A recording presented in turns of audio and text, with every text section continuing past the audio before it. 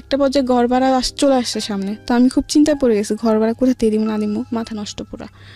তো ওদিন আমাকে ও একটা ওর বন্ধুকেও নাম্বার দেয় আমার, ওর বন্ধু আবার আমাকে একটা অফার দেয়, হ্যাঁ তুমি আসো, ঠিক আছে তুমি আসো, তুমি পরে এসে টাকা নিয়ে যাও। আচ্ছা। তো আমি ফার্স্ট বলছি মরে যাবো তবু করবো না, মানে একটা ওরকম ধরনের অফার দেয়। তো আমি বলছি না আমি মরে যাবো কিন্তু আমি এরকম কিছু করবো না। তো বলছে না এটা তোমার ব্যক্তিগত ব্যাপার, এখন কী করবা তুমি, তোমার টাকা লাগবে তোমাকে তো কাউকে এমনি টাকা দিয়ে দেবে না। তো আমি বলছি যে না তবু আমি এসব কিছু করবো না। তো বলে কি যে না দেখো তুমি ভাবে দেখো। পরে আমি যাইতে চাই না, পরে ওই ছেলে আমাকে ফোন দিয়ে আমাকে অনেক কিছু বলে। তো আমি ওর অনেক ধরনের প্রশ্ন করার পর ও প্রশ্ন উত্তরগুলো দেওয়ার পর কেমন প্রশ্ন যে আমি বলছি যদি আমি এরকম কিছু করি তাহলে কি তুমি আগের মতো আমাকে লাভ করবো, হ্যাঁ অবশ্যই করবো, এরকম কিছু একটা প্রশ্ন করি। তো এক পর্যায়ে অনেক ভাবনা চিন্তা করে আর কোনো উপায় পাইনি, কারণ তোমার না পারতেছে ফ্যামিলির কাছে চাইতে, না পারতেছে কোনো বন্ধু বান্ধবের কাছে হেল্প চাইতে। তো একটা পর্যায়ে আমি ওদের অফারে রাজি হই। প্রতিটি অপরাধ এবং ভুল দাঁড়িয়ে থাকে গোপন কিছু ঘটনার উপর। আমরা সেই গোপনকে আনতে চাই সবার সামনে। প্রথমে আপনার নামটা একটু বলেন প্লিজ। আমার নাম মিতু। মিতু, সো মিতু বয়সটা কত এখন? এটা আমার 17 রানিং 18তে পড়বো। 17 রানিং 18 বছরে আপনি পড়বেন, এবং আপনি জানেন সিক্রেটস অনুষ্ঠানটা মূলত মানুষ এখানে ভুল, অপরাধ, ক্রাইম এগুলো কনফেস করে এবং তার জীবনের পরিণতিগুলো এখানে বোঝায়। 17 থেকে 18 বছর বয়সের যে ভয়ঙ্কর জীবন আজকে আমরা এখানে তুলে ধরতে যাচ্ছি, সেটা কিছুটা হলেও আমাকে অনেক বেশি অবাক করেছে। বাট আমার অবাক হওয়ার যে ব্যাপারটা সেটা আসলে এখন আর অতটা বেশি কাজ করে না। প্রথম দিকে অনেক কাজ করতো যখন আমি গল্পগুলো শুনতাম, কারণ আমি এত বেশি শুনেছি যে আমার এখন আর ওইভাবে কাজ করে না। তো আমি একটু ধারাবাহিকভাবে শুনতে চাই, মানে একেবারে ছোটবেলা থেকে যেখান থেকে বলার ইচ্ছে আছে। আপনার জন্ম জেলা কোথায়? আমার জন্মস্থান চিটাগাং, আমি ওখানে জন্মগ্রহণ করি। আর আমার দেশের বাড়ি হচ্ছে ময়মনসিংহ। জি, আমার বাবা মা ময়মনসিংহে থাকেন। তো ওরা বিয়ের পর ওখানে সেট হয়ে যায়, বিয়ের পর ওখানে ময়মনসিংহ থেকে ওরা চিটাগাং সেট হয়ে যায়। আচ্ছা, ওখানে আমার বাপ মা ওখানে থাকে। আমরা হচ্ছে আপনার 5 বোন 4 ভাই। 5 বোন 4 ভাই। আপনার পজিশন? আমি হচ্ছে বোনদের মধ্যে 4 নাম্বার, আমার ছোট একজন আছে, আমার বড় 3 জন। জি, 9 ভাই বোনের মধ্যে আপনি হচ্ছেন 4 নাম্বার। জি জি। তো ওখানে আমি যখন আমার 7-8 বছর বয়স, 8 বছর না ধরেন 6 থেকে 7 বছর বয়স, তখন আমরা ওই দেশ থেকে চলে আসি। জি, আমাদের ওখানে জমি জমা সব বিক্রি করে আমরা ময়মনসিংহে চলে আসি। আসার পর আসার পর এখানে আমরা ঘর দর তোলা হয়, বাড়ি করার পরে আমি স্কুলে ভর্তি হই। ঠিক আছে, এর মধ্যে বলে রাখি আমার আব্বু, যেহেতু আমার কোনো বড় ভাই নেই, আমার আব্বু পুরা সংসারের দায়িত্ব তার উপর। কি করতেন উনি? পেশায় কি ছিলেন উনি? আপনি রাঙামাটি এখনো করে, সে কাজটা সে এখনো করে। রাঙামাটি হচ্ছে আপনি পাহাড় থেকে পাহাড়িরা বাঁশ কেটে দিবে, ওই বাঁশটা নিচে নামায় ট্রাকে ভরে এটা মানে বিভিন্ন জায়গায় পাঠানো হয়। আচ্ছা, এই কাজটাই মূলত করেন? হ্যাঁ, আমার বাবা এটা করে। আর এতে তার রোজ ইনকাম হচ্ছে আপনার 1000-1200-1500 টাকা রোজ ইনকাম হয়। ঠিক মতো করতে পারলে, তুমি না করতে পারে তাহলে খুব কম হয়। আচ্ছা, তো এই দিয়ে আমার ফ্যামিলি সংসার চলে আর কি। তো আমার বাবাও তো এত বড় সংসার, আমরা 9 ভাই বোন, ধরতে 11 জন টোটালি ফ্যামিলিতে। তো যাই হোক, টোটালি ফ্যামিলিতে 11 জন। তো আমার যিনি বড় বোন, ঠিক আছে, সে আব্বুর উপর পুরা চাপটা পড়ার কারণে দেখা যাচ্ছে হয় না, খুব কষ্ট করে সংসার চলে, এমনকি খুব প্রবলেমের মধ্যে যেতে হয়। ঠিক মতো খাওয়া দাওয়া খেতে পারে না বা ওষুধপত্র খেতে পারে না আম্মু। তো আমার বোন বলে যে বাসা বাড়ি চাকরি করবে, কাজ করবে সে। তো আমার বোন অনেক ছোট থাকতে বাসা বাড়ি কাজে করে। যখন মাসে 100 টাকা ছিল তখন থেকে আমার বড় বোন বাসা বাড়ি কাজ করে। জি। আর আমার বড় বোনের পরে উনি যিনি ছোট ছিলেন তিনিও চলে যায়। আচ্ছা, তারপরেও আমার বড় যিনি তিনিও চলে যায়। এতে আমার মানে সবাই কি কাজের বাড়িতে গিয়ে যে না মানে একটা বাসায় থাকে। আচ্ছা, একটা বাসায় থেকে কাজ করতো? হ্যাঁ, কাজ করতো। আর খাওয়া দাওয়া সব ওদের উপর ছিল। ওকে, মাস শেষে যে স্যালারিটা দিত এটা বাড়িতে পাঠিয়ে দিত। তো এমনি করে আমাদের সংসার চলে। তখন তো আমি অনেক ছোট, আমি পড়াশোনা করছি স্কুলে। তো যখন আমি স্কুলে যেতাম, পড়াশোনার সাথে সাথে আমার ফ্যামিলি অনেক দায়িত্ব ছিল, যেহেতু আমি বোনদের মধ্যে বড় ছিলাম। আমার 3 বোন তো ঢাকায় শহরে থাকতেন, চিটাগাংয়ে থাকতেন তারা। আমাদের অনেক ঋণ ছিল, মানে ধার করে অনেক জনের থেকে টাকা নেওয়া হতো। কারণ দেখা যাচ্ছে আমার আম্মু অনেক অসুস্থ ছিল। তো অসুস্থ থাকার পর আমার আম্মুকে হসপিটালে ভর্তি করানো হয়। তো তখন অনেক টাকা লেগে যাওয়ার পর ওগুলো ধার করে নেওয়া হয় লাভের উপরে। যে 5000 আনলে 6 মাস পরে 5000 টাকার মধ্যে 2500 টাকা লাভ দিতে হবে। আচ্ছা, এরকম ভাবে আনা হয়। তো অনেক টাকা এই মানুষ থেকে আনা হয়েছে। তো ওগুলো ভাঙার জন্য আমার বোনরা ডিসাইড করে যে ওরা বাসা বাড়ি কাজ করবে। তো স্কুলে যেতাম, তখন স্কুলে বসে বসে দেখতাম মাদ্রাসায় মানুষ যেত, মানে মেয়েরা যেত বোরকা পরে, হাতে টিফিন কানি বাটি নিয়ে। তো আমার খুব ইচ্ছে হতো আমিও যদি যেতাম এভাবে, তো কত ভালো হতো। আমার স্বপ্ন ছিল, আমার ছোট থেকে একটা স্বপ্ন যে আমি পড়াশোনা করবো, কিছু একটা হব, নিজের পায়ে দাঁড়াবো। আমি পড়ার দিকে মানে পড়ার দিকে আরবি বলেন বাংলা বলেন দুই দিক থেকে ভালো ছিল। এগুলো খেয়াল রাখবেন প্রিয় শ্রোতা, একটা শিশু কোমলমতি মন নিয়ে পৃথিবীতে আসে এবং সব ভালো ইন্টেন্সগুলো নিয়ে দুনিয়াতে আসে। আমাদের সমাজ, আমাদের সিস্টেম, আমাদের পারিপার্শ্বিক অবস্থা কখনো কখনো এই চমৎকার মন নিয়ে আসা শিশুদের ওপরে এমন বাস্তবতাকে চাপিয়ে দেয় যে তাদের জীবনটা দুর্বিষহ হয়ে যায়। বুঝতেই পারছেন আজকে যেহেতু সিক্রেটসে আছে, তার মানে নিজের ভুলগুলো নিয়ে এখানে এসছে। সো ধৈর্য ধরে এই বিষয়গুলো খেয়াল রাখবেন, যাতে করে ওর যখন মন্দ দিকগুলো এখানে রিভিল হবে, তাতে করে আপনাদের এই ভালো দিকগুলোর কথা মনে করে নিজের রিয়ালাইজেশনটা হয়। আমরা সবসময় যে কথাটা বলি যে একজন মানুষ যিনি এখানে কনফেস করছেন তার দিকে আঙ্গুল তোলা আমাদের উদ্দেশ্য নয়, তাকে শুনে তার জীবনের পরিণতি জেনে নিজে সচেতন হওয়াটাই মূলত আমাদের অনুষ্ঠানের উদ্দেশ্য। তো আমার খুব ইচ্ছে ছিল আমি যদি মাদ্রাসা যেতাম এভাবে, তাহলে তো আমিও টিফিন ক্যান করে ভাত নিয়ে যেতাম। মানে আমার খুব শখ এগুলো, আমার ছোটোর থেকে যেমন কিছু কিছু শখ আমার খুব গেছিল। আমি জালি দিয়ে মাছ মারতে খুব পছন্দ করতাম। আচ্ছা, ভিলেজে। বুঝতে পারছেন যে একেবারে গ্রাম অঞ্চলে বড় হওয়া। জি জি। তো আরো কিছু শখ আছে, যেমন শাড়ি পরা। মেয়েদের খুব কমন শখ। হ্যাঁ, যাই হোক এরকম কিছু শখ। আর ছোটোর থেকে আমি ছেলেদের সাথে চলাফেরা করতে বেশি পছন্দ করতাম। আচ্ছা। মেয়েদের সাথে আমার খুব কমই চলাফেরা হতো, ঝগড়া হতো বেশি। ছেলেদের সাথে আমি বেশি ফ্রি থাকতাম। ছোটোর থেকে আমার এরকম শখ, ঠিক আছে। তো আমি স্কুলে পড়ি, স্কুলে পড়ার পর এক পর্যায়ে আমি আমার আম্মুকে বলি যে আম্মু আমি স্কুলে পড়বো না, আমি মাদ্রাসায় পড়বো। তো আমার আম্মু এটা শুনে অনেক খুশি হয় যে মাদ্রাসায় পড়বে, এটা তো খুব ভালো কথা। আমার মারও খুব ইচ্ছে যে আমার মেয়ে বা ছেলে মাদ্রাসায় পড়বে, একটা ভালো কিছু হবে, এটা আমার মার খুব শখ। যার জন্য আমার দুই ভাইকে এখন মাদ্রাসায় ভর্তি করানো হয়েছে। আচ্ছা। তো আস্তে আস্তে আমি মাদ্রাসায় যাই এভাবে। যেরকম আগে স্কুলে যখন যেতাম তখন সকালবেলা আরবি পড়তাম, আরবি পড়ে নাস্তা করে আবার সকালে স্কুলে চলে যেতাম। স্কুল থেকে এসে গোসল টোসল করতাম, মাছ টাছ মেরে গোসল করতাম, গোসল করে খাওয়া দাওয়া করে বাজারে যেতাম।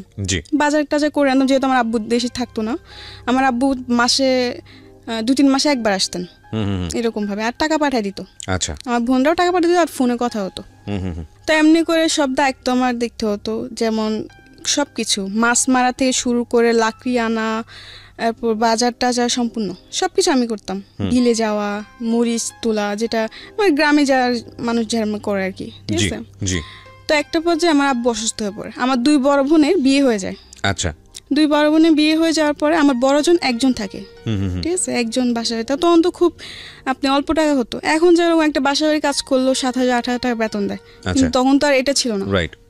2-3 হাজার টাকা পেতো, এতে তো আমার বোনেরও খরচা ছিল, এই কামাই দিতে হতো না। কারণ দিনে আব্বুরও বয়স হইতেছে, আব্বু তো আগের মতো সেই রোজ কামাই করতে পারে না। তো যাই হোক একটা পর্যায়ে দেখলাম আব্বু অসুস্থ হয়ে পড়ে। আমার ফ্যামিলিতে খুবই একটা খারাপ সময়, ঠিক আছে। আমার বোনের টাকা দিয়ে আমাদের ফ্যামিলি চলে না, সংসার চলে না। আমার আম্মু তো হাই প্রেশারের রোগী, তো একটু টেনশন করলেই দেখা যাচ্ছে উনিও অসুস্থ হয়ে পড়ে। আচ্ছা। অনেক জরুরত হয়, উনি শরীরটা খারাপ হয়ে যায়। আচ্ছা। তো এরকম আর কি, বেশি টেনশন করতে পারে না কিছু নিয়ে, আর খুবই কষ্ট করে আমার মা। দেখি যে ঠিক মতো ওষুধ না খাওয়ার ফলে আমার মা খুবই অসুস্থ হয়ে পড়ে। তো এগুলো দেখতে আমার ভালো লাগতো না, যেহেতু ছোট থেকে আমি খুব মানে আমার মানুষের প্রতি মায়াটা অনেক বেশি। তো আমি পড়াশোনা করতাম আর এগুলো দেখতাম, ঠিক মতো মাদ্রাসা খাবার নিতে পারতাম না, খাবার কষ্ট করতাম, তো আমার ভালো লাগতো না। ঈদ আসতো একটা ভালো জামা পরতে পারতাম না, কারণ দিতে পারতো না, ক্ষমতা ছিল না, টাকা পয়সা নাই, কেমনে দিবে। যাই হোক পরে এরকম একটা পর্যায়ে অনেক সমস্যা হয় ফ্যামিলিতে। তো আমি বলি কি আমি পড়াশোনা করবো না, আমি মাদ্রাসা পড়বো না, আমি ঢাকা চলে যাবো, আমি বাসায় বাজে কাজ করবো, এতে তো একটু হলেও সমস্যা কমবে। তো আমার আম্মু বলছে না দরকার নেই, দরকার বলে সারাদিনে একবার খাবি, তবু মাদ্রাসায় পড়। আচ্ছা। পড়লে তোরেই ভালো, মেয়ে যদি মাদ্রাসায় পড়ে বা একটা ছেলে যদি মাদ্রাসায় পড়ে আলিম হতে পারে, আজ যদি মরে যায় তো আল্লাহর কাছে অন্তত জবাব দিতে, অনেক কিছু বলে আমাকে। বলার পর আমি বলছি না আমি পড়বো না। ছোট থেকে খুব শখ যে মানে 3 তলা 4 তলা বিল্ডিং দেখবো, দেখি নাই কোনোদিন, ঠিক আছে। আমার খুব শখ ছিল, এই ঢাকায় আসা আমার খুব ইচ্ছে ছিল ছোট থেকে। এক পর্যায়ে আপনি রাজি করেন? হ্যাঁ, এক পর্যায়ে আমি রাজি করি আম্মুকে। তো আমাদের গ্রামে একটা আন্টি ছিলেন, সে আবার বাসা বাড়িতে মেয়ে দিত নিয়ে। আচ্ছা, কাজের মেয়ে দিত। হ্যাঁ, কাজের মেয়ে দিত। তো আমার আম্মু এক পর্যায়ে ওই আন্টির সাথে কথা বলে, বলার পর আন্টি এরকম এরকম তারিখ বলে যে এরকম এই তারিখে নিয়ে যাব সকালে। আমি তো খুশি, আমি ঢাকা যাব, আমার এতদিনের স্বপ্ন পূর্ণ হবে। যাই হোক ঢাকায় আসলাম, বাসা বাড়িতে গেলাম। ফার্স্টে মন বসতো না, কান্না করতাম। তখন আমি ছোট ছিলাম, তখন আমার বয়স ছিল 10 বা 11-র মধ্যে এরকম কিছু একটা বয়স, ঠিক আছে। কাজ করতে করতে কান্না করতাম, বা কাজ সেরে কান্না করতাম, রাত্রে ঘুমাইতাম না, কান্নাকাটি করতাম। তো এমনি আস্তে আস্তে কান্নাকাটি করতে করতে একসময় আমার মন বসে যায়, আচ্ছা, ভাল লাগতে থাকে। আচ্ছা, একটা বাসার মধ্যে প্রায় 8-9 মাস ছিলাম। তো 8-9 মাস বেশ ভালোই ছিল, ঠিক আছে। একটা পর্যায়ে দেখি যে বাসায় থাকি ওই বাসার আন্টি খুব চিল্লাপাল্লা করে বা সাধারণ কিছু নিয়ে বকাঝকা করে, সন্দেহ করে। আর ওই বাসাটা আমাদের কিরকম ছিল যে উনিরা আবার ওরা গ্রামেরই, ঢাকার মিডিল ক্লাস ফ্যামিলি, বেশি বড় লোক না ওরা, খুব ওদের মার্কেটে একটা দোকান ছিল, ওটা দিয়ে আর কি চলতো। তো ওদের বাসায় আমি কাজ করতাম, তখন আমার বেতন ছিল মাত্র 1500। তো মাস শেষে বেতন বাড়িতে পাঠিয়ে দিতাম, আব্বু নিয়ে যেত, না হলে আম্মু নিয়ে যেত, না হলে তখন তো মনে হয় বিকাশ ছিল কি ছিল না আমার পুরোটা খেয়াল নাই। তো যাই হোক, এমনি করে বাড়িতে টাকা পাঠাই দিতাম, আমি রাখতাম না কিছু। তো এমনি 8-9 মাস করার পর দেখলাম যে আন্টি অযথা বকাঝকা বা গায়ে হাত তুলতে আসে, এরকম কিছু একটা করে। তো আমি বলছি আমি থাকবো না। আচ্ছা যাই হোক, থাকবো না। তো আমার বলে কেন থাকবে না, এসে অনেক কিছু করে ওই বাসাতে আমি চলে আসি। চলে এসে আরেকটা বাসায় যাই, ঠিক আছে।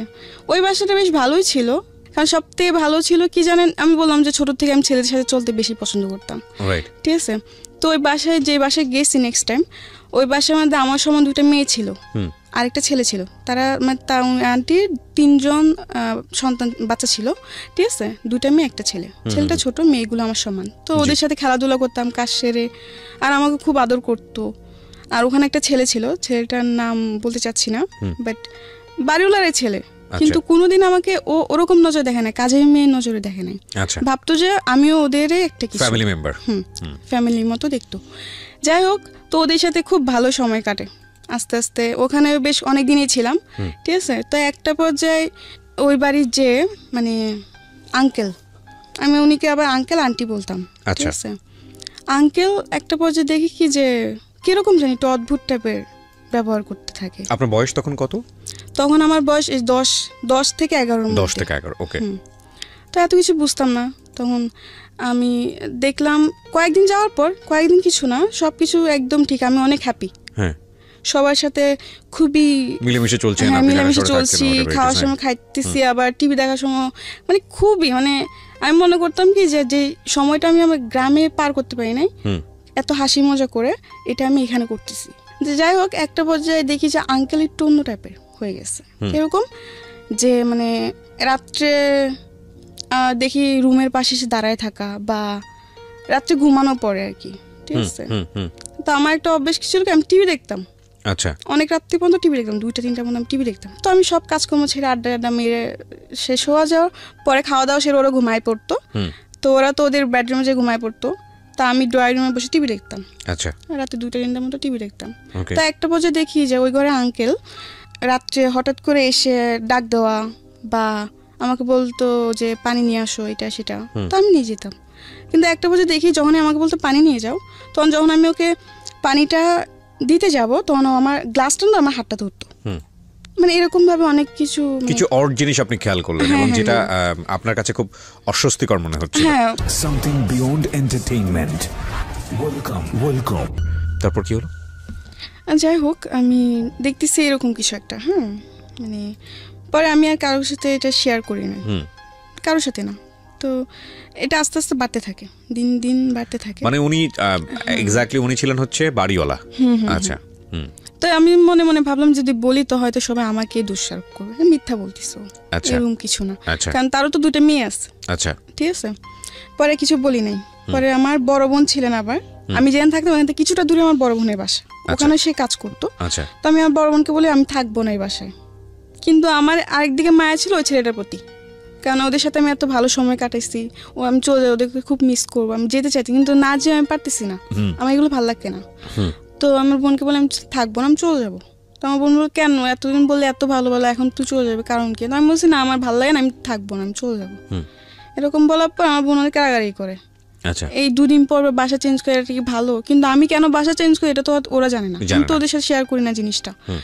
এমনি করে আমার বোন বলে থাক, দেখ বাড়িতে অনেক প্রবলেম, কয়েকটা মাস থাক কষ্ট করে। তো এমনি এমনি আমি আর 2টা মাস থাকি। থাকার পর খুবই দেখা যাচ্ছে আমি রাতে ঠিক মতো ঘুমাতাম না, ভয় থাকতো সবসময়, মনে মধ্যে ভয় কাজ করতো।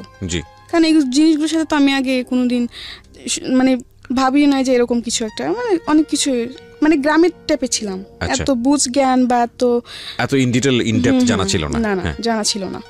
2 মাস থেকে আমি বাসা থেকে চলে আসি, কিন্তু আমার মন খারাপ ছিল ওদের জন্য, যে সবাইকে ছেড়ে চলে আসছে। আমি অনেক আশেপাশে অনেক কান্নাকাটি করি। তো আমার বোন বলে কি তোর এখানে থাকতে হবে, তুই আমার খালাম্মাদের কাছে চলে যা। আমার খালারা তখন কলাবাগান থাকতেন। আচ্ছা, ওখানে ওরা খালারাও কাজ করতেন। আচ্ছা, তো আমার বোন বলে তো ওরা ওদের কাছে চলে যা। তো আমি এক পর্যায়ে আমার খালাম্মাদের কাছে চলে যাই। ঠিক আছে, ওখানে যাওয়ার পর ওরা আমাকে একটা বান্দা বাসায় দেয়। ওই বাসাতে আমি একটা বেবি রাখতাম, বাচ্চা, মানে বাচ্চার দেখাশোনা করতে হতো। বাচ্চার দেখাশোনা করতাম। তো যখন আমি যাই তখন ওর বাচ্চার বয়সটা ছিল আপনার 2 থেকে 2.5 মাস, অনেক ছোট। আর ওর বাপ মা দুজনে চাকরি করতেন, চাকরিজীবী ছিলেন, হাজব্যান্ড আর ওয়াইফ। আমি ওই বাচ্চা দেখাশোনা করতাম ছোট থেকেই, ওকে খাওয়ানো দাওয়ানো সব কিছুই আমার দায়িত্ব ছিল, গোসল থেকে নিয়ে ঘুম পাড়ানো। তো বাচ্চার বয়স কত ছিল? ওই যে বললাম 2.5 মাস। 2-2.5 মাসের বাচ্চার পুরো দায়িত্ব আপনার উপর? হ্যাঁ, আমার উপর। তখন আপনার বয়স কত? আমার তখন বয়স হচ্ছে আপনার 12 12.5 tough job, very very tough job. হ্যাঁ, ঠিক আছে। তখন আমি তো নিজে একটা বাচ্চা, আমি একটা বাচ্চায় কি করব? তবে একটা জিনিস সবসময় মাথায় ভাবতাম যে আমার করতে হবে, কারণ যদি আমি না করতে পারি তাহলে আমি কাজ করব কি করে আর টাকা কামাই করব কি করে। তখন আমার এই চেষ্টা ছিল। আমি ছোট থেকে একটা কি, আমি কোনো কিছুর জন্য হার মানতাম না সহজে। আমি যেটা হয় না এটা আমি করব, বারবার চেষ্টা করব। তো তখন ওই বাচ্চার দেখাশোনা সব আমি করতাম। তো এমনি এমনি বেশ বাচ্চার সাথে এমনি থাকতে থাকতে বাচ্চা আস্তে আস্তে বড় হয়। ঠিক আছে, বড় হতে থাকলো, বেশ ভালোই সময় কাটতেছে আমার বেবির সাথে, খেলাধুলা করতাম। ফলে কি একটু কষ্ট হতো, যেমন রাতে 2-3টা পর্যন্ত জায়গা থাকতে হতো আমার বাচ্চাকে নিয়ে। তো এদিক থেকে আমি একটু কষ্ট পেতাম, ঘুমের থেকে আমি খুব কষ্ট করতাম, ঘুম জিনিসটা বেশি কষ্ট করতাম আমি ওখানে। ওকে। তো যাই হোক, এমনি করতে করতে 6-7 মাস কেটে গেল। যখন বাচ্চা 8 মাসের বয়স তখন আমি ওখান থেকে চলে আসি। যাই হোক, ওখান থেকে আসারও কারণ আছে, আসতাম না, কারণ একটা বাচ্চাকে রাখতে রাখতে ওটার প্রতি আমার মায়াও চলে আসছে। কিন্তু ওরা এমন কিছু করতেছিল তখন যে না এসে আমি পারতেছি না, কারণ একটা সহ্যের সীমানা থাকে। ওখানে কিছু প্রবলেম হইতেছে যে বাচ্চা কান্না করতেছে কেন, এটা জবাব দিতে হবে আমার। এখন স্বাভাবিক, একসময় হাসবে একসময় কান্না করবে, এটাই তো নিয়ম। সবাই তো সবসময় হাসবে না, সবসময় কান্নাও করবে না, এটা তো ওদের বুঝতে হবে। কিন্তু ওটা বুঝে না।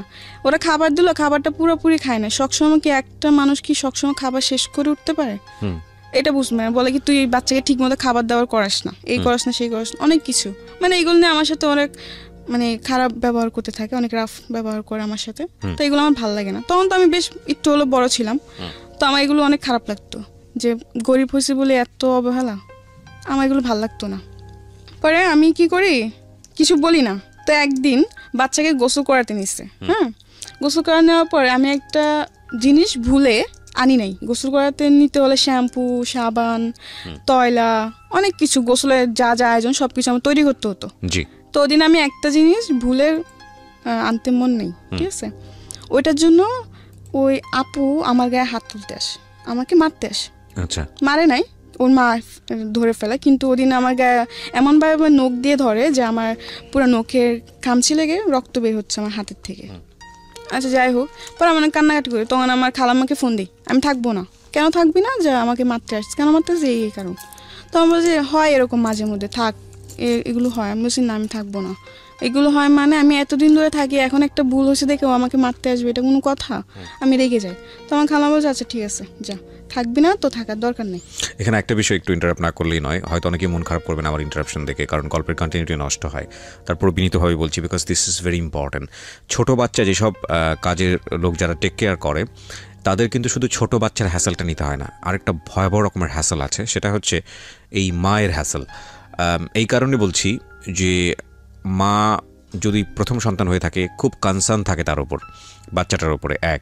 আর 2 নম্বর হচ্ছে মেডিকেলি আপনারা যদি যোগাযোগ করেন তাহলে দেখবেন ওই সময় শরীরে একটা হরমোন থাকে মায়েদের শরীরে, যেটা তাদের অনেক বেশি অ্যাংরি রাখে, অনেক বেশি রাগান্বিত রাখে। সো পান থেকে চুন খসলেই দেখবেন যে অনেক বেশি মেজাজ করছে। তো ওই হ্যাসলটাও কিন্তু ওই কাজের লোকের উপরে গিয়েই পড়ে। সুতরাং বুঝতেই পারছেন ইটস এ ডিফিকাল্ট জব। আমরা মাদেরকে নিয়ে কথা বলি, কিন্তু যখন এটা ডাইভার্ট হয়ে কাজের মানুষের উপর চলে যায়, তখন কিন্তু সেটা আরও ভয়ানক আকার ধারণ করে। এবং 12-13 বছরের ছোট্ট একটা কাজের মেয়ে, তার কিন্তু এই জিনিসটা বোঝার বিষয় না। সো খুব স্বাভাবিকভাবেই তার উপরে হ্যাসলটা অনেক বেশি হয়, যেটা ওর জায়গা থেকে কিছুটা হলেও আমার কাছে মনে হচ্ছে যে এরকম হলেও হতে পারে। হ্যাঁ, বলেন। তারপর পরে আমার খালাম্মাকে আনার পর আমার খালাম্মা বলে থাক, তার বলছেন আমি থাকবো না। আমার এগুলো ভালো লাগে না, আমার বাচ্চা রাখতে খুব কষ্ট হয়, আমার ঘুমের খুব কষ্ট হয়, আমি দেখা যাচ্ছে বাচ্চা রাখতে রাখতে বিকাল 4টা-5টা হয়ে যায়, আমি দুপুরে খাবার খেতে পারি না, বাচ্চা ঘুমালে তবে আমার খেতে হবে, ঠিক আছে। এখন বাচ্চা না ঘুমালে এমনও দিন যায় 4টা-5টা বাজে আমি দুপুরে খাবার খেতে পারি না। আবার বোর সকালবেলা উঠতে হয়, রাত 2টা-3টা বাজে শুয়ে আবার বোর 6টা-7টার সময় উঠা অফিসে যাবে, তো সব কিছু তৈরি করতে এমনি আমার খুবই কষ্ট হয়ে যায়, আমি অসুস্থ হয়ে পড়তেছিলাম। তো এমনি বললো আচ্ছা ঠিক আছে আর 1টা মাস থাক তুই, আরেকটা বাসা দেখে তখন নিয়ে যাবো তোকে। তো আমি বলছি আচ্ছা ঠিক আছে। তো এমনি বলে আপুদের সাথে কথা বলে আমার খালাম্মা যে ঠিক আছে তোমরা একটা নতুন মানুষ দেখে নাও, আমার বোনজি থাকবে না, তো ওকে আমরা 1 মাস পর নিয়ে যাবো, তোমরা 1 মাসের মধ্যে আরেকটা মানুষ নিয়ে নাও। তো আচ্ছা ঠিক আছে। তো ওখান থেকে আমি চলে আসি, চলে আসার পর আমি আরেকটা বাসে যাই, ঠিক আছে। ওখানে যাওয়ার পরে ওখানে আপনি ছিল হচ্ছে আঙ্কেল আন্টি দুজন জব করতো, উনি 2 মেয়ে ছিল, 2 মেয়ে থেকে 1 মেয়ে বিয়ে হয়ে পড়ে শ্বশুর বাড়িতে, আরেক মেয়ে ভার্সিটিতে পড়ে, আচ্ছা কলেজে পড়ে। তো আচ্ছা ওখানে বেশ ভালোই কাটতেছে সময়, কিন্তু একটা পর্যায়ে আবার সে একই প্রবলেম লক্ষ্য করলাম যে আঙ্কেল একটু মানে তার নজর একটু অন্যরকম হয়ে গেছে। তখন আপনি মোটামুটি বোঝেন যাদের ব্যাড ইন্টেনশন আছে, আপনি এটা তখন মোটামুটি বোঝেন, হালকা হলে বুঝি। আচ্ছা তো যাই হোক, পরে ভাল লাগে না, এই তখন মনে মনে বলি যে আমি যেখানে যে আমার কপালে কি এগুলোই মিটে, এগুলোই জুটে, আমার কি একটা ভালো বাসা হবে, জুটবে না কপালে, এগুলো বলে কান্নাকাটি করতাম আর কি। তো আবার বলে আমি থাকবো না, ঠিক আছে। তো এক পর্যায়ে আমার খালাম্মার রাগারাগি করবে, থাকবে না মানে রোজ রোজ বাসা পাল্টানো, কয়েকদিন পর বাসা পাল্টানো, এগুলো মানুষ ভালো বলে, এই সেই অনেক কিছু বললো। তো আমি বলছি না আমি থাকবো না, যে আমি আর বান্দা বাসা চাকরি করবো না, এক পর্যায়ে বলে আমি বান্দা বাসা চাকরি করবো না। তো বলে কি তো করবি না তো কি করবি, তো আমি বলছি আমি চাকরি করুম। তুই তোকে এখন কে চাকরি দিব, আমি বলছি কে চাকরি দিব মানে মানুষকে চাকরি করে না, আমিও চাকরি করুম, আর না হলে আমি রাত্রে কোনো বাসে থাকুম না, আমি সারাদিন কাজ করুম, রাত্রে হলে চলে আসবো। এরকমভাবে অনেকজন এখনও করে, তো ওরকমভাবে আমি বললাম যে করবো। তো আমার খালামা ফার্স্টে রাজি হয় যে না ও, তো আমার খালামা বলে কি ও সারাদিন কাজ করে ঘুরবি ফিরবি বাইরে বাইরে ঘুরবি, এগুলো করতে চাস তোরা, এসে অনেক কিছু বাজে বাজে কথা বলে। তো আমি বলি যে না আমি কাজ করব, এতে আমি কোনো শয়তানি করবো না, তোমাদের কথা মতো আমি চলবো। তো আমার খালামাকে বলো ফার্স্টে রাজি হয় না, পরে অনেক জোরাজুরি করে আমি রাজি করাই, ঠিক আছে। তো আমি চলে যাই, ওই বাসার থেকে চলে যাই, যাওয়ার পরে একটা বাসা নেই, সারাদিন থাকি, রাত্রে চলে আসি। ওখানে আপনি হচ্ছে রান্না বান্না, তো আমি তো ছোট ছিলাম, আমি রান্না বান্নাটা বুঝতাম, কিন্তু আমার চেষ্টা ছিল আমি করবো, আমি শিখবো, না শিখলে আমি ভবিষ্যতে রান্না করবো কি করে, আমার এটা ভাবনা ছিল। তো আচ্ছা ঠিক আছে, তো ফার্স্টে গেছি, ওই ঘরে আন্টি দেখাই দিত, ঠিক আছে। ওই ঘরে আন্টি আবার নিয়মটা হচ্ছে কি উনিও জব করতো, বাট উনি হাজব্যান্ডের সাথে উনি ডিভোর্স হয়ে যায়, আচ্ছা ঠিক আছে। ডিভোর্স হয়েছে, উনি 2টা মেয়ে থাকে, ভালোই 2টা মেয়ে খুব ভালো, এবং অনেক ভালো ছিল। তো ওখানে আমি রান্নাবান্না করি, তা একটা পর্যায়ে দেখতেছি রান্নাবান্নার, হ্যাঁ ওখানে আমি একটা জিনিস লক্ষ্য করে ওখান থেকে চলে আসে একটাই কারণ, ঠিক আছে। আমি যেটা সত্য কথা, আমি যে আন্টির বাসায় থাকতাম সে আন্টি একটু ব্যবহারটা অন্যরকম ছিল, আচ্ছা ঠিক আছে। যেহেতু উনি হাজব্যান্ড থাকতেন না, উনি যে ডিভোর্স হয়ে যায়, কিন্তু আন্টির সাথে উনি হাজব্যান্ড কোনো সম্পর্ক ছিল না, কিন্তু মেয়েদের সাথে ওর বাবা তো কথা বলবেই। তো যাই হোক, তো একটা বছর দেখি কি যা আন্টির বাসায় প্রতিদিন একটা লোক আসে, কিন্তু যখন আমি প্রশ্ন করলাম কে ওদের মেয়েকে, তখন বলে যে জানি না আঙ্কেল, ঠিক আছে। কিন্তু আচ্ছা যখন ওরা মেয়েরা বাসায় থাকতো না, তখন ওই আঙ্কেল রাত্রে আসতো, রাত্রে আসে সারা রাত থেকে সকালে যেত। তো এগুলো আমার ভাবাতে লাগলো কি ব্যাপার, উনি আসে কিছু না, আবার আন্টির রুমে থাকে। যাই হোক এরকমভাবে ওরা আঙ্কেলটা আসে, ঠিক আছে। আঙ্কেলটা আসলে আস্তে আস্তে অনেক কিছু জিনিস দেখে আমার মনে সন্দেহ হতে লাগলো, তখন তো আমি একটু হলে বুঝতাম। তো একদিন আমি আন্টি আন্টি ওই আঙ্কেলটা কে, বলে কি ওটা তোর আঙ্কেল। আমি বলছি আঙ্কেল মানে, বলে কি বিয়ে করছে, কিন্তু ওই আঙ্কেলের শুনলাম যে আবার তার আরেকটা সংসারও আছে, আচ্ছা। আমি কিছুটা হলে বুঝতে পারছি যে যেগুলো হচ্ছে সেগুলো ঠিক না, কারণ আঙ্কেল একটা সংসার আছে, আঙ্কেল হয়তো আরেকটা বিয়ে করছে, বা মানে আপনার কাছে ভালো লাগছিল না বিষয়টা, ভালো লাগতেছিল না। তো আমি বলি কি আমি এখানে থাকবো না, কারণ ওইখানেও সমস্যা হয়। হ্যাঁ ওখানেও সমস্যা হয় বলতে কি ওই আঙ্কেল ছাড়া আরো অনেকজনে আসে, আচ্ছা। তো আপনার কাছে পরিবেশটা ভালো লাগেনি, তো আপনি ওখানে চলে গেছেন। যাই হোক যাওয়ার পর আমি বলি কি যে আমি আর বাসায় কাজই করবো না, আমি চাকরি করবো, আমি গার্মেন্টস করবো, আর না যে কোনো একটা চাকরি করবো। বলে কি এত ছোট মেয়েকে গার্মেন্টস চাকরি দিবে না, এটা সেটা ওইটা তুই পারবি না। তো আমার খালামার সাথে একটা মেয়ে থাকতো, সে আবার গার্মেন্টসে চাকরি করতো। তো আমি বললাম কি আপু তুমি না আমার জন্য একটা গার্মেন্টসে চাকরি দেখো, আমি না তোমার সাথে চাকরি করবো। তো ও বলে কি আচ্ছা ঠিক আছে দেখবো না, এমনি করে বলে কি আচ্ছা ঠিক আছে দেখবো না, এমনি 1 মাস কেটে যায়, মানে সিরিয়াসলি নেয় না আর কি, না সিরিয়াসলি নেয় না জিনিসটা। তো কেটে যাওয়ার পরে আমি কোনো চাকরি টাকরি করি না, এমনি 1 মাস কাটলো 2 মাস কাটলো, 2 মাসে আমার খালাম্মা আমার কাছে 5,000 টাকা ধার পেয়ে যাবে, কারণ তার কারণে খাওয়ার বিল দিতে হতো, খাওয়া থাকা 2,500 মাসে দিতে হতো। তো এমনি 2 মাস আমি পুরা বসা, আমার বাড়িতে টাকা পাঠাতে পারতেছি না, ঠিক আছে। আর দ্বিতীয়ত হচ্ছে আব্বু ঠিক মতো কাজ হচ্ছে না, কাজ বন্ধ, অনেক সময় দেখা যাচ্ছে কাজ বন্ধ থাকে, গাড়ি ঘোড়া অফ থাকে। 2 মাস পরে কোনো চাকরি হয় নাই, আমি খুব চিন্তায় পড়ে গেছি, এত টাকা বাড়িতেও প্রবলেম হচ্ছে, সাইডে খালাম্মা এত টাকা পাবে কোথা থেকে, কি দিব না দিব, মাথা পুরো নষ্ট না। তো একটা পর্যায়ে একটা হসপিটালে চাকরি আসে, মানে হসপিটালে দেখাশোনা করার জন্য এরকম একটা চাকরি আসে।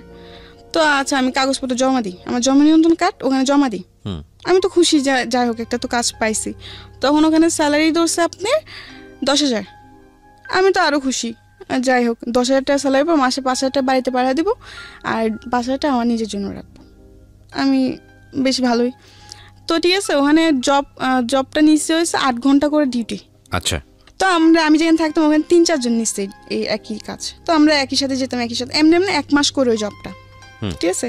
করার পরে বাড়িতে বেশি প্রবলেম ছিল, তো 1 মাসে যা কামাই করছি ওই টাকাতে বেশিরভাগ আমি বাড়িতে পাঠিয়ে দিয়েছি। পরে আমার কাছে ফোন ছিল না, তো একটা ফোন কিনলাম, তো এতে তো আমার খালাম্মার টাকা দেওয়া পড়ে নাই। তো এই 3 মাসের মধ্যে কত টাকা জমে গেছে। এরপরে একটা প্রবলেম কেন, ওই চাকরিটা চলে যায়, আমি ছাড়ি না চাকরিটা, মানে যারা এটা কিন্তু একটা আপনার একজনের ডিলের মাধ্যমে এটা আনা হয়, ঠিক আছে, বিভিন্ন জায়গায় দেয় কি লোক। তো ওদের মধ্যে একটা কি জানি প্রবলেম হওয়ার কারণে আপনার চাকরি চলে যায়। হ্যাঁ, আমরা সবার চাকরি চলে যায়, যাদেরকে চাকরি দিয়েছিল তাদের সবার চাকরি চলে যায়। তো এখন আমি আবার বসা, ঠিক আছে। আবার বলে রাখি এই চাকরির মাধ্যমে, ঠিক আছে, একটা ছেলের সাথে আমার পরিচয়, ওই যে বললাম ফোন কিনছি, ঠিক আছে, ফোন কেনার পর টাচ ফোনে কিনছি কম দামি আর কি, ফোন কিনছি, পর আমার ফোনে প্রবলেম, আমি কারণ বাজার নিয়ে গেছি, ছেলেটার দোকানটা কারণ বাজার, ফোন সার্ভিসিংও করে, আবার দেখা যাচ্ছে ফোনে গান টান লোডও দেয়, এরকম একটা। তো ওই ছেলের কাছে যাই, ঠিক আছে। তো ওদিন টাচ ফোন মেমোরিতে প্রবলেম, সেটে ফ্ল্যাশ দিতে হবে, পুরা সেট বাইরে সেগা হয়ে গেছে। তো ওদিন আমার কাছে টাকা শর্ট ছিল, 250 টাকা না ফ্ল্যাশে ছেলেটা। তো যাই হোক ওই ছেলেটা কি করলো, আমার ফোন টোন পুরো ঠিক করে দিচ্ছে, ঠিক আছে। তো আমার কাছে টাকা পাবে হচ্ছে 450 টাকা পাবে, কিন্তু ওদিন আমার কাছে টাকা ছিল হচ্ছে 200। আচ্ছা। তো এখানে আরো অনেক টাকার পার্থক্য না। তো আমি ওই ছেলেটাকে বললাম কি আচ্ছা ভাইয়া শুনেন, আমি তো পুরো টাকা আনি নাই, আপনি, ছেলেটাকে ফার্স্ট টাইম বলছি দেখেন ভাইয়া এত কিছু করতে হবে না, জাস্ট আপনি আমার ফোনটা ঠিক করে দেন হালকা ভাবে, যেন আমি কিছু চলতে পারি, পরে আমি ঠিক করবো, আমার কাছে টাকা নাই বেশি। তো ছেলেটা বললো কি সমস্যা না, আমি আপনাকে ঠিক করে দিই, আপনি পরে যে পরে টাকা দিয়ে দিন, এমনি বলে আর কি। পরে আমি নাম্বারটা দিই, নাম্বারটা দেওয়ার পর আমি বাসায় চলে আসি, আসার পর 2 দিন পর ছেলেটা আমাকে ফোন দেয়, ছেলেটা ফোন দেওয়ার পর আমাকে ভালো মন্দ জিজ্ঞাসা করে, আমি কে বল এরকম, তো পরিচয় দেয় আর কি। তো আমি বলছি আচ্ছা, তো আমি বললাম হ্যাঁ আমি ভালো আছি, এমনি আস্তে আস্তে ও ফোন দেয়, ঠিক আছে। তখন আমি কোনো ছেলের সাথে কথাবার্তা বলতাম না, আমি আমার গ্রামে একটা ছেলেকে লাইক করতাম, আচ্ছা আচ্ছা, পছন্দ করতাম আর কি, ওকে, কিন্তু কোনোদিন প্রকাশ করি নাই। তো যাই হোক ওই ছেলেটা আমাকে ফোন দিতে থাকে এমনি আস্তে আস্তে, তো আমিও কথাবার্তা বলতে আমার খুব ভালো লাগতেছিল তখন। তো আমার কিছু অতীত আছে, এগুলো আমি বলি সকলের সাথে। অতীত বলতে মানে আপনি কিছু ঘটনা ছেড়ে আসছেন? হ্যাঁ, কিছু ঘটনা আমি ছেড়ে আসছি, ওই ঘটনাগুলো আমি বলতে চাই। ওকে প্রিয় শ্রোতা, আমরা একটু ফ্ল্যাশব্যাকে যাচ্ছি। আমরা একটা জায়গায় আছি, সেটা হচ্ছে এই ছেলেটার সঙ্গে মূলত এর পরিচয় ফোনের মাধ্যমে, যে ছেলেটার নামও বলেনি, প্রয়োজন হলে আমরা পরে জিজ্ঞেস করব।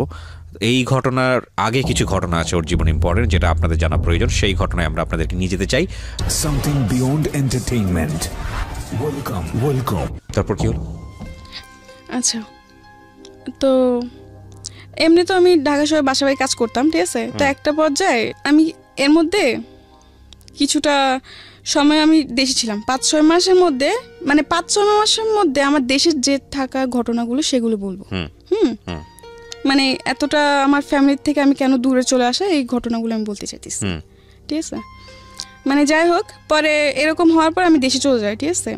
তো দেশে চলে যাওয়ার পরে মানুষের বাসায় কাজ করতে করতে একসময় আপনি দেশে চলে যান। হ্যাঁ, দেশে চলে যাই, যে এসব টর্চার আমার ভালো লাগে না, ঠিক আছে, ভালো লাগে না দেখে আমি দেশে চলে যাই। দেশে চলে যাওয়ার পরে আমার খালারা রাগারাগি করে, তুই দেশে চলে যা, খালা রাগারাগি করে দেখে আমি দেশে চলে আসছি, ঠিক আছে। দেশে চলে আসি, আসার পরে আম্মু বলে কি ব্যাপার তুই চলে আসলি এসে? আমি বলছি মা এমনি চলে আসছি, ভালো লাগে না, আমি আর ঢাকা শহর যাবো না, কাজ করবো, আমি আবার আরবি পড়বো, কোরআন শরীফ নেবো, আমি কোরআন শরীফ পড়বো। আমি আম্মুকে বলে এরকম, আম্মু বলে আচ্ছা ঠিক আছে কয়েকদিন বাড়িতে থাক, পরে আবার চলে যা। আচ্ছা, আমি বলে আচ্ছা। তো আমি এক পর্যায়ে বলে আচ্ছা, পরে বলি যে না যাবো না। তো আমার আম্মু বলে কি যাবি না মানে? আর আমি ছোট থেকে শান্ত ছিলাম, কিন্তু যখন আমার 12-13 বছর বয়স তখন থেকে আমি অনেক দুষ্ট হয়ে গেছি। দুষ্ট বলতে কি, গ্রামে যাওয়ার পরে এদিকে দৌড় মারতাম, ওদিকে দৌড় মারতাম, একটু হলো তো আমি বড় হয়েছি, দুরন্ত ছিলেন আর কি। হ্যাঁ দুরন্ত ছিলাম, মানুষ এটা বলতো ওটা বলতো। গ্রামে তো দেখা যাচ্ছে 12 বছরের মেয়ে অনেক বড় হয়ে যায় তাদের জন্য। তো যাই হোক, পরে আমার আম্মু বলে কি এমনি তো আর রাখা যাবে না। আমি দুষ্টুমি করে দেখে মানুষ বিচার দেয়, আমার আম্মুর কাছে বিচার দেয়। তো আম্মু বলে কি এমনি তো আর রাখা যাবে না। আবার আমি বলে কি আমার দুলাভাই তো ছোট থেকে আমাকে খুব আদর করে বড় করছে। হ্যাঁ, আমি খুব আদরের শালী। যখন আমি ঢাকা চলে যাই আমার দুলাভাই খুব রাগ করে, কেন ঢাকা পাঠাই দিছেন। আচ্ছা, কিন্তু আমাকে তো পাঠাই, আমি তো নিজে গেছি ঢাকায়। তো যাই হোক, তো আমার দুলাভাই আমাকে নিয়ে আমার প্রতি আমার দুলাভাই খুবই গেছিল, দুর্বল ছিল। দুর্বল বলতে কি, যে বোন হিসাবে অনেক আদর করতো, আমার বোন হিসেবে আমার প্রতি অনেক দুর্বল ছিল আমার দুলাভাই। আচ্ছা, আমিও তার প্রতি ছিলাম। তো যাই হোক, পরে এরকম চলতে থাকে, ঠিক আছে। তো একটা পর্যায়ে আমার ফ্যামিলি, তখন আমি গ্রামে, ঠিক আছে, আমার বোন জামাইরা, আমি বাড়িতে যাওয়ার পর আমার বোন জামাই, আমার ভাগ্নেরা সবাই আমাদের বাড়ি চলে আসে, সবাই একসাথে থাকি। তো একটা পর্যায়ে কি হয়, একদিন আমার দুলাভাই কাজ করতেছেন, তো আমি কি করলাম, শয়তানি করে যে পিছের থেকে উনিকে জাবড়ায় ধরলাম, কোমরে ধরে হাসতেছি, শয়তানি করতেছি। এটা আমার মামি দেখতে পারে। আচ্ছা, মামি দেখতে পায়। মামি দেখার পর আমার আম্মুকে যে এটা বলে, আমার আম্মুকে আর আমার বোনকে এই জিনিসটা বলে। বলার পর ওই জিনিসটা ওর একটু স্বাভাবিকভাবে নেয় না, জিনিসটা অন্য নজর ভাবে।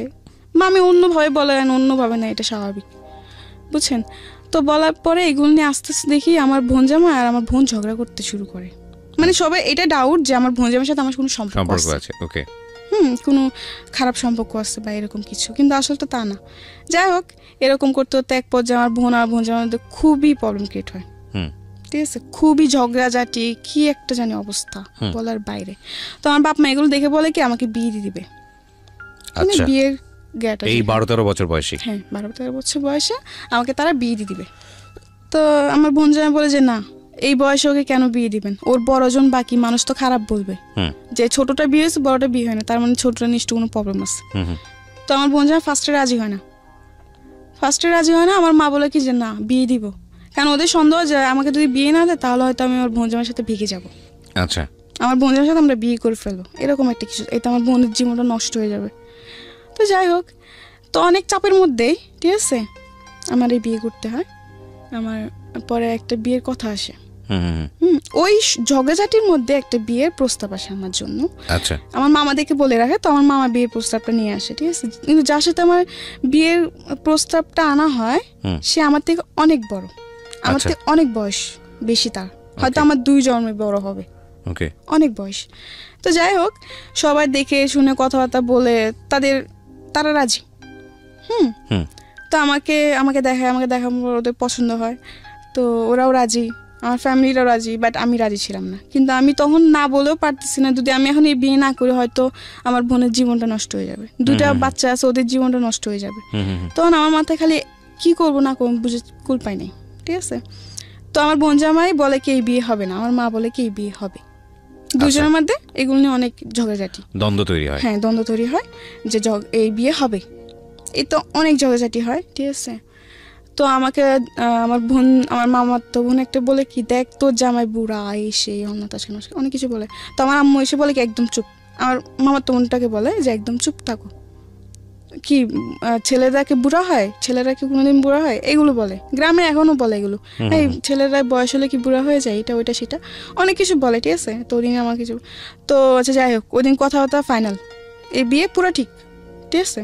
আমার তো একবার জানার চেষ্টা করেন যে আমি এই বিয়েতে রাজি কিনা, আর তখন রাজি না হওয়ার পর ছাড়াও তো কোনো উপায় ছিল না আমার। আচ্ছা, যাই হোক, পরে আমি এই বিয়ের জন্য কথাবার্তা শেষ, বিয়ের ডেট সব ফিক্স, 1 সপ্তাহের মধ্যেই বিয়ে।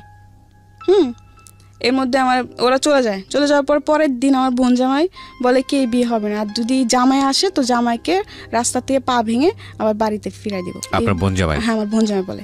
এতে মানুষ আরো সন্দেহ করে যে কি ব্যাপার, সেটাই তো, হ্যাঁ, যে ওকে বিয়ে হতে দিবে তার মানে নিশ্চয়ই কিছু আছে।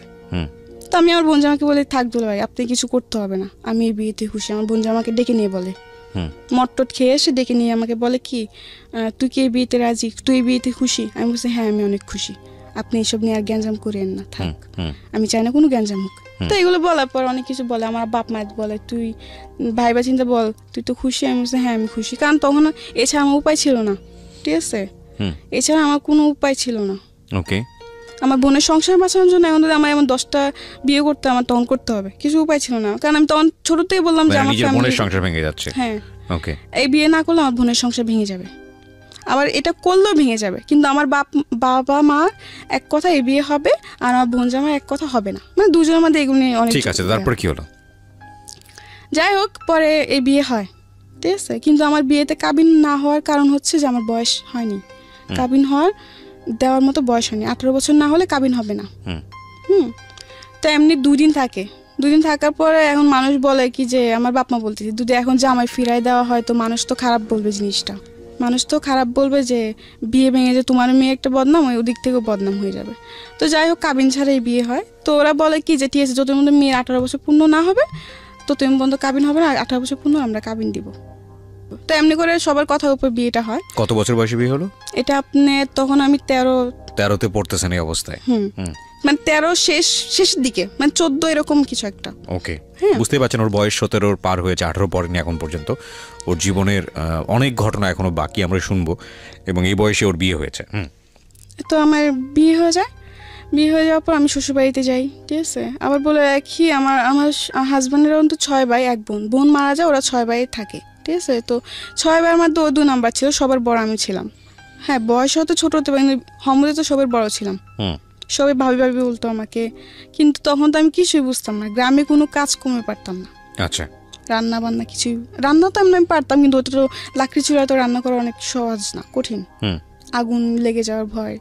যাই হোক, বিয়ে করার পরে দেখলাম হ্যাঁ এটা ঠিক যে আমি হয়তো মন থেকে মানতে পারি নাই, কারণ আমাদের প্রতিটা মেয়ের স্বপ্ন থাকে, তো আমার কিছু স্বপ্ন ছিল। পরে বিয়ে হয়ে যায়, বিয়ে হয়ে যাওয়ার পর শ্বশুরবাড়িতে যাই, ঠিক আছে। তো এমনি 1 মাস বেশ ভালোই কাটে। একটা মাস খুবই, মানে আমার আদর যত্ন কোনো দিক থেকে আমাকে সে কষ্ট দেয় নাই। আচ্ছা, ঠিক আছে। তো 1 মাস পর মেয়ে আসে, আবার বলে রাখি ওর তো 2টা মেয়ে আছে, ওই 2টা মেয়েরও বিয়ে হয়ে গেছে শ্বশুরবাড়িতে। আচ্ছা, মানে লোকটার বয়স কত থাকে তখন? তখন আপনি 40 মানে 50-এর কাছাকাছি। মাই গুডনেস, ওর হাজবেন্ডের বয়স ছিল 50-এর কাছাকাছি, এবং উনি আপনি কত নাম্বার ওয়াইফ ছিলেন ওনার? 4 নাম্বার। চিন্তা করে দেখেন অবস্থা। ওকে, বলেন তারপর। 4 নাম্বার ওয়াইফ, কিন্তু এটা কেউ জানতো না যে ওর 3টা বিয়ে করছে আগে, সবাই ফ্যামিলি কেউ জানতো না? না, সবাই এটা গোপন করছে। মাই গুডনেস, ওকে, গোপন করে কেউ জানতো না, সবাই জানে যে একটা বিয়ে করছে, বউ পালায় চলে গেছে, এই জন্য সে আরেকটা বিয়ে করে, এমনি তার একা থাকা যায় না, কেউ তো দরকার। তো যাই হোক, এমনি করে বিয়েটা করে। 1 মাস পুরোপুরি ঠিক। 1 মাস পর ওর মেয়ে আসে, তো মেয়ে আসে, আমি রান্নাবান্না করি যেটুকু পারি, আমার ক্ষমতা যেটুকু কুলায় আমি রান্নাবান্না করি। আর আমার হাজব্যান্ড একটা অভ্যেস কি ছিল, ওর মেয়ে এসে কিন্তু কোনো ছেলে সন্তান নাই। আচ্ছা, ও সবসময় খালি বলতো যে আমার ছেলে লাগবে, আমার ছেলে লাগবে, খালি ছেলে করতো। তো আমি একদিন প্রশ্ন করলাম যে ছেলে আর মেয়ে তো কেউ বানায় না, এটা তো আল্লাহ সৃষ্টি, যা সৃষ্টি যে করে তাই তো বুঝবে, তাই না? এখন তোমাকে যদি আল্লাহ ছেলে না দিয়ে মেয়ে দেয়, তখন কি মেয়ে হলে ভালো, আর যদি ছেলে তো আরো বেশি ভালো, মানে ওর ছেলে এরকম একটা কি জিনিস। ওকে, তো যাই হোক, ওর মেয়ে আসার পরে একটা জিনিস দেখলাম, 2-3 দিন বেশ ভালোই, 2-3 দিন পরে সে একটু পাল্টে গেছে, একটু অন্যরকম হয়ে গেছে, মানে আমার সাথে বেশি কথা বলে না, ঠিক আছে। ছোটোখাটো জিনিস নিয়ে রাগারাগি, চিল্লাপাল্লা, মারধর করতো। হ্যাঁ, এমনি বেশ ভালোই এরকম অত্যাচার আমার উপর চলতেছে। মেয়ে যাওয়ার পর এটা আরো বেশি বেড়ে যায়। আচ্ছা, বন্ধুদেরকে নিয়ে বাসায় মদ নিয়ে এসে আড্ডা মারা, ঠিক আছে। রাতে 2টা-3টা পর্যন্ত আড্ডা দিত, আমাকে ঘুমাতে দিত, নিজেও ঘুমাতো না, তাদের জন্য আমার বসে থাকতে হবে। এইসব আড্ডা শেষ হওয়ার পরে ও বন্ধুদেরকে বিদায় দিয়ে পরে ও ঘরে আসবে, পরে আমাকে ঘুমাতে হবে, আমি আগে ঘুমাই গেলে এটার জন্য আমাকে বকবে, আমি আগে কেন ঘুমাই যাই, এরকমভাবে আমার উপর অনেক অত্যাচার করে সে, ঠিক আছে। এমনি প্রায় 2-2.5 মাস কাটে। আমার হাজব্যান্ড বাসায় আমি 3 মাসও থাকি না, ঠিক আছে। তো 2.5 মাস পর আমি জানতে পারলাম যে আমি মা হব। মাই গুডনেস, আমি প্রেগনেন্ট, আমি মা হব। 2.5 মাস তখন আমি বুঝতে পারতাম না তখন। তো একদিন হঠাৎ করে খুব মাথা ঘুরতেছিল, মানে মাথা ঘুরতো। বুঝতে পেরেছি আপনি যে সিমটমটা বুঝতে পেরেছেন যে আপনি মা হবেন। হ্যাঁ, তারপর কি হলো? পরে ও তো খুশি। এটা সবাই জানতো না, খুব কমই জানতো, সবাইকে এতটা জানানো হয় নাই। ও খালি বলতো ছেলে ছেলে। আমি বলি যে এটা আল্লাহ যা যাই তা, এটা তুমি আর আমি সৃষ্টি করবো না যে আর তবু আমি মেনে নিছিলাম, ঠিক আছে।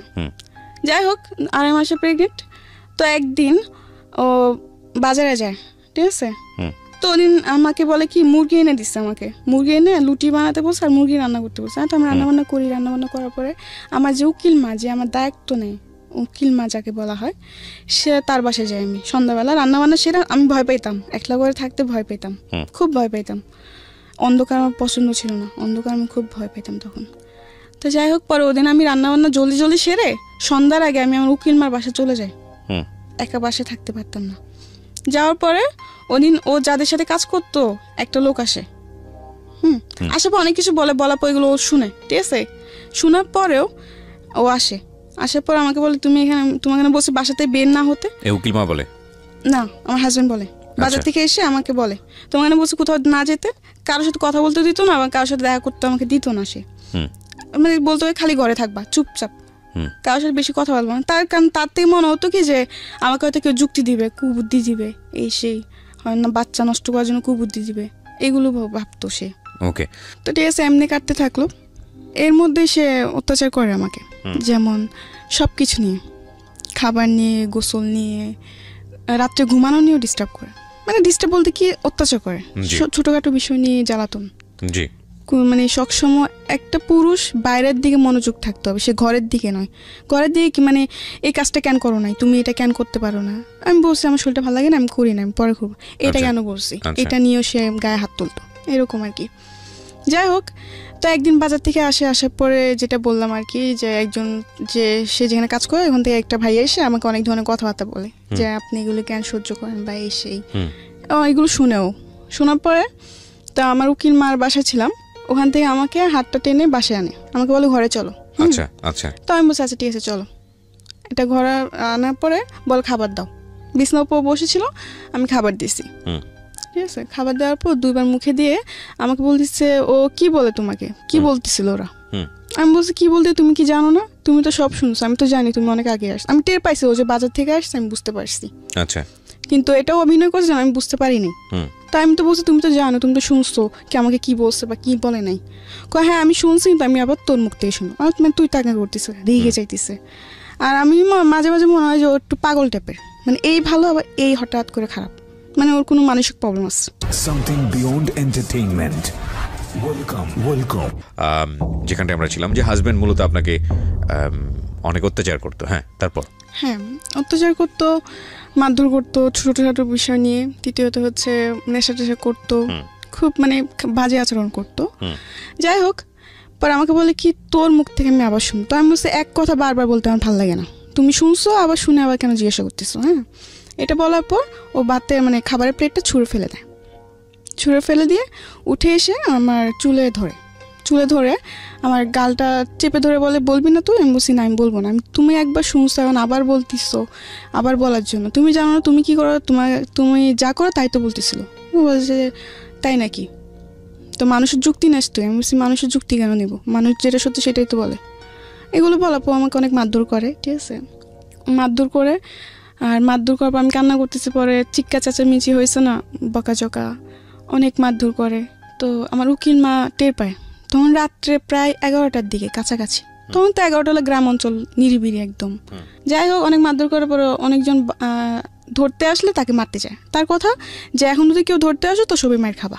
আমার হাজবেন্ড বলে ওকে মেরে ফেলবো না কেটে ফেলবো, এটা আমার ব্যক্তিগত ব্যাপার, ও আমার বউ, ওকে আমার যাই ইচ্ছে আমি তাই করবো। হ্যাঁ, আর যাই হোক, তো আমার উকিল মা এসে বলে যে এই অবস্থায় মারার দরকার নেই, ও যা করছে আচ্ছা ছোট ভুল হয়ে গেছে, বুঝতে পারি নাই। ও বলে কি না, ও মানুষের যুক্তি নেই। আর আমার উপর সন্দেহ করতো, ও ভাবতো যে অন্য কোনো ছেলের সাথে হয়তো আমার সম্পর্ক আছে। আচ্ছা, এটা সন্দেহ করতো। আর ফোন দিলে ফোন চেক করতো যে আমি কোনো ছেলের সাথে কথা বলি নাকি, যদি অন্য একটা নাম্বার দেখছে তাহলে বলছে কে, তো আমি কি জানি কে কোথা থেকে, আমি তো এরকম কিছু মানে জানি না, ঠিক আছে। যাই হোক, পরে একটা পর্যায়ে যখন আমার উকিল মা এই কথাটা বলে যে এরকমভাবে মারিস না, হয়তো ওর ক্ষতি হবে, তো এক পর্যায়ে উঠে বলে কি যে এই বাচ্চা আমার না, মানে আচ্ছা ওইটা অস্বীকার করতেছে। তো আমার রাগ উঠে গেছে, কি বললো এটা। পরে আমি বলছি আমি তুই টাঙ্গা করছি, আমি বলছি এটা তোর কি বাচ্চা না, বলছে না এটা আমার বাচ্চা না। তো আমি বলছি বেশ ভালো কথা, তোরও বাচ্চা না তো ঠিক আছে, এটার বাইচা থাকার কোনো অধিকার নাই।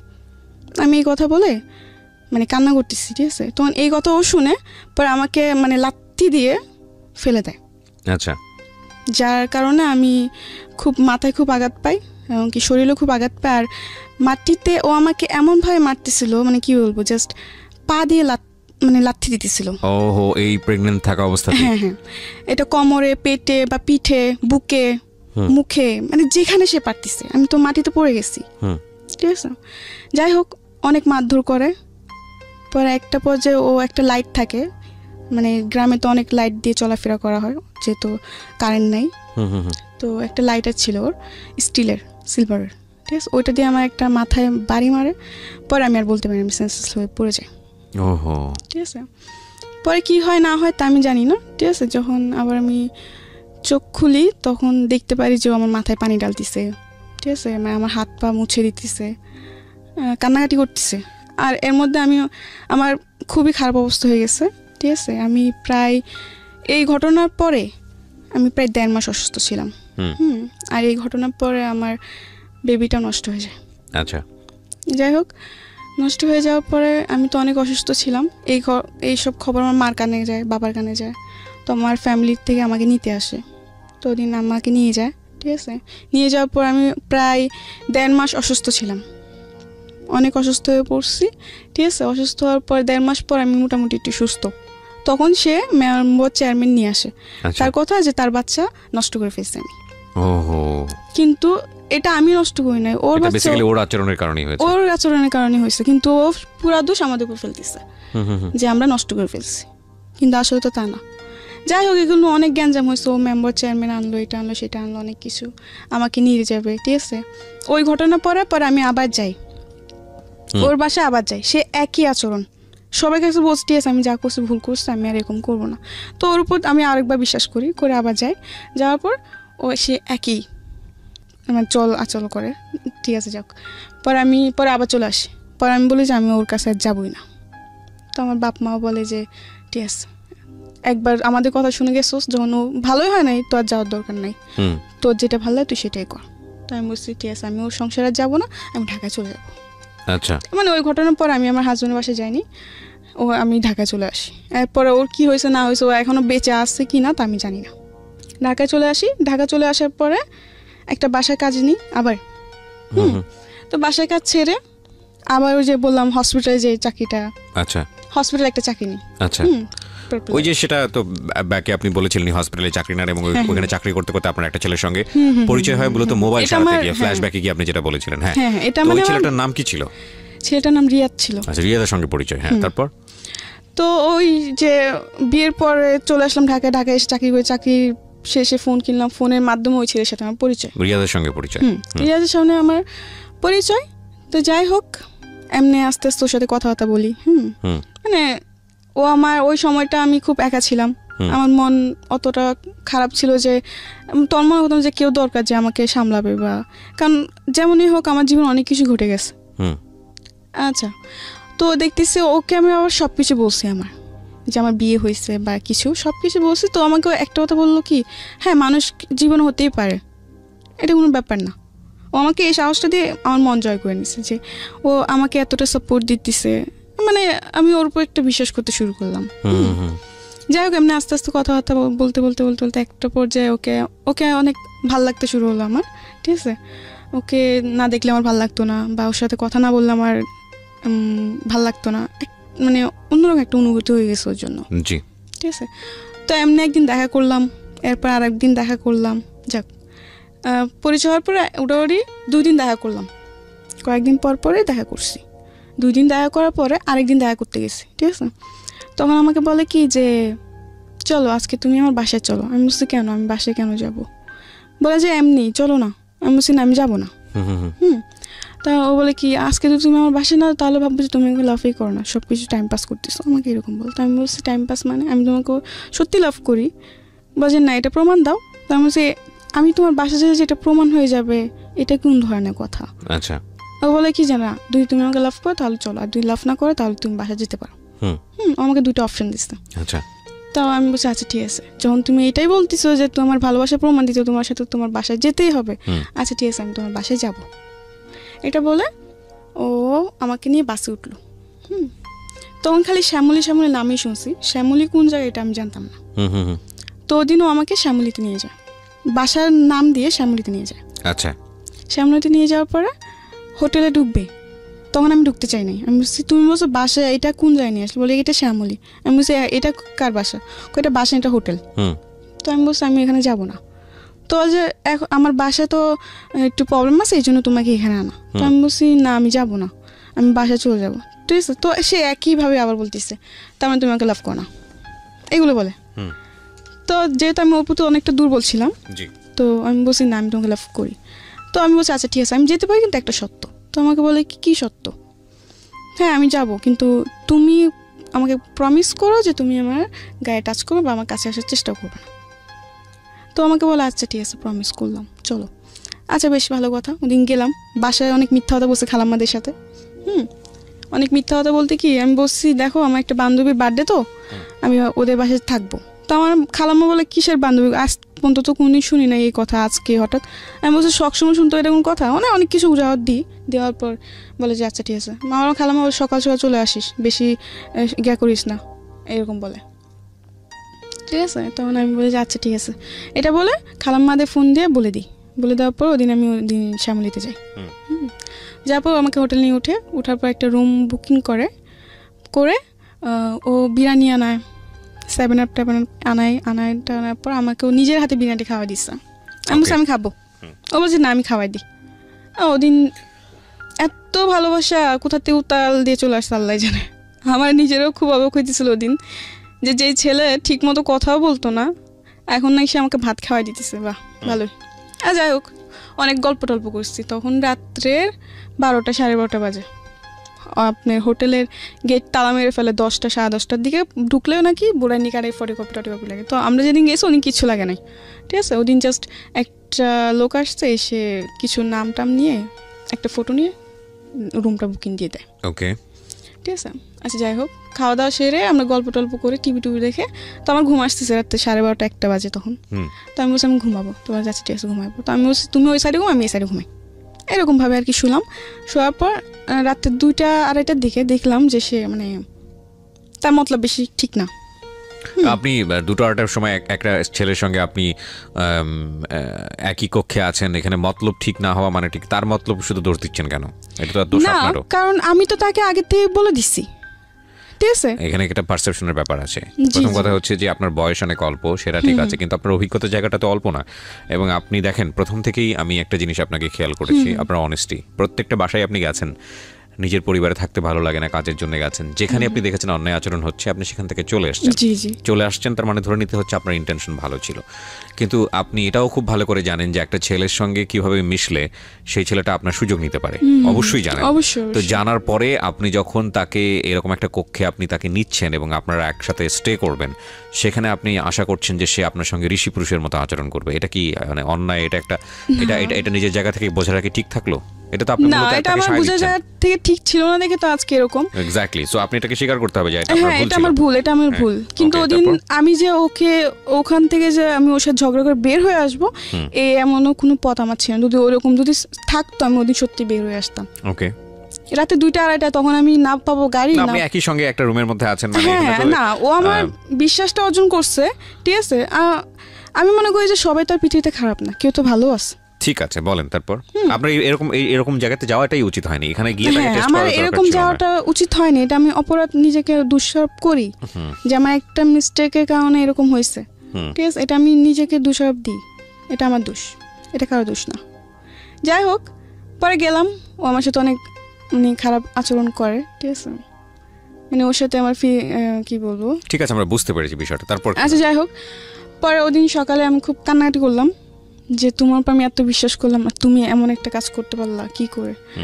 বলে কি যে এটা তো স্বাভাবিক, এটা তো কিছু না, আর আমি তোমাকে লাভ করি এমনকি তোমাকে বিয়ে করবো। আমাকে অনেক কিছু দিয়ে মানে আমার কান্না থামায়।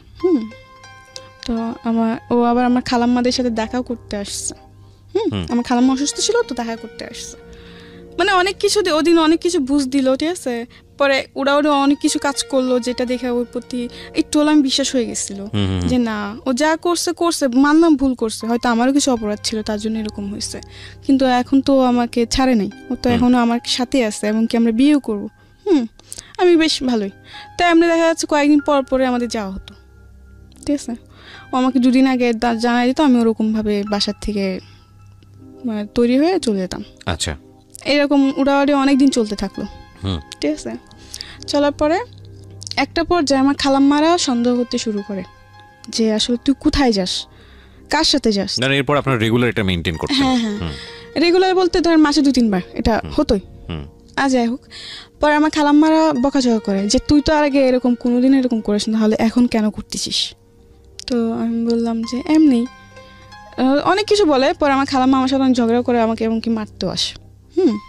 যখন ওই ছেলের ব্যাপারে জানতে পারলো, কিন্তু এইসব সম্পর্কের ব্যাপারে ছেলের সাথে এটা জানতো না, কিন্তু এটা জানতো যে ওই ছেলের সাথে আমি কথা বলি। তো একটা পর্যায়ে আমার ফ্যামিলি যখন জানতে পারে, মানে আমার খালাম্মারা, যেমন আমার মামাতো ভাই, চাচা নাই, আমার জ্যাঠা আছে, যাই হোক, আমার খালাতো ভাই, ওরা যখন জানতে পারে তখন আমাকে একটা কথা বলছে যে ওই ছেলে ভালো না, তুই ওই ছেলের সাথে কথা বলিস না, জীবনে তো অনেক কিছুই করছোস, অনেক কষ্ট তো দেখছোস, এখন আর ওর সাথে মিশিস না, ওর তো জীবনে ধ্বংস করে দেবো। আমাকে এইসব কথা আমি জানে না, ও এরকম কখনোই করবে না। আমি বিশ্বাস ছিল, ঠিক আছে।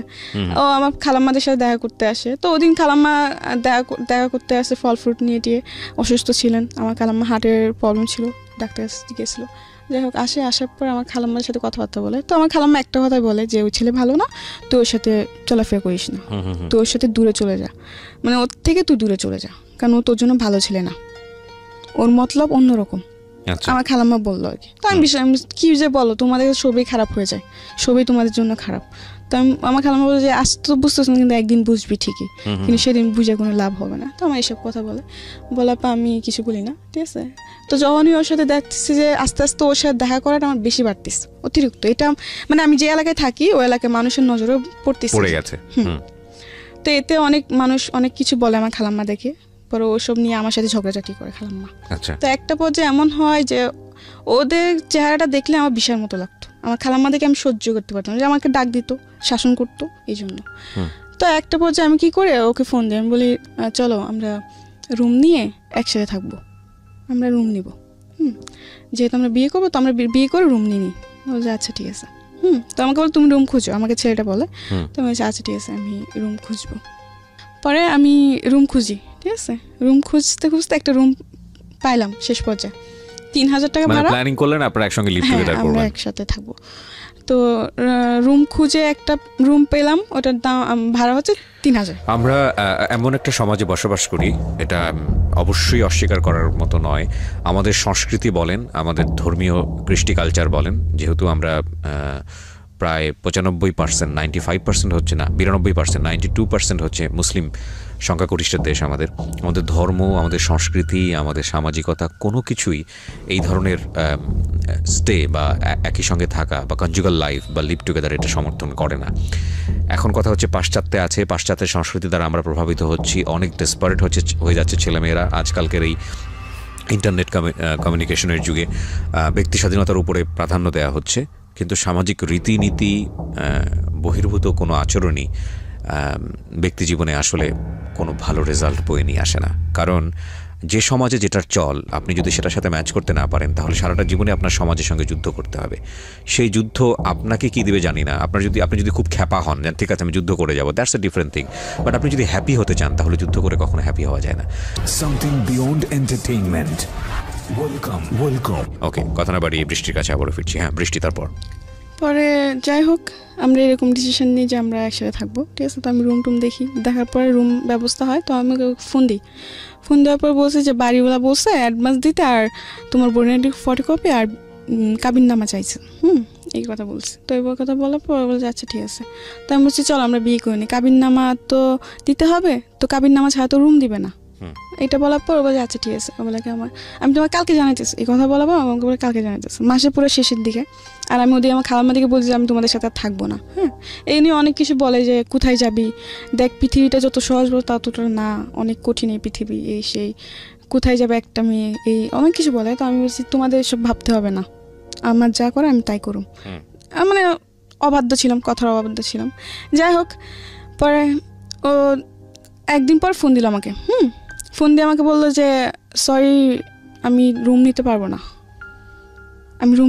না, একটু প্রবলেম হয়ে গেছে, আমি ইমার্জেন্সি যেতে হবে। ওকে, মানে রিয়াদ আপনাকে এটা বললো? হ্যাঁ, ও আমাকে এটা বললো। তো আমি বললাম যে এটা তুমি কি বলতেছো, রুম নিতে পারবো না মানে?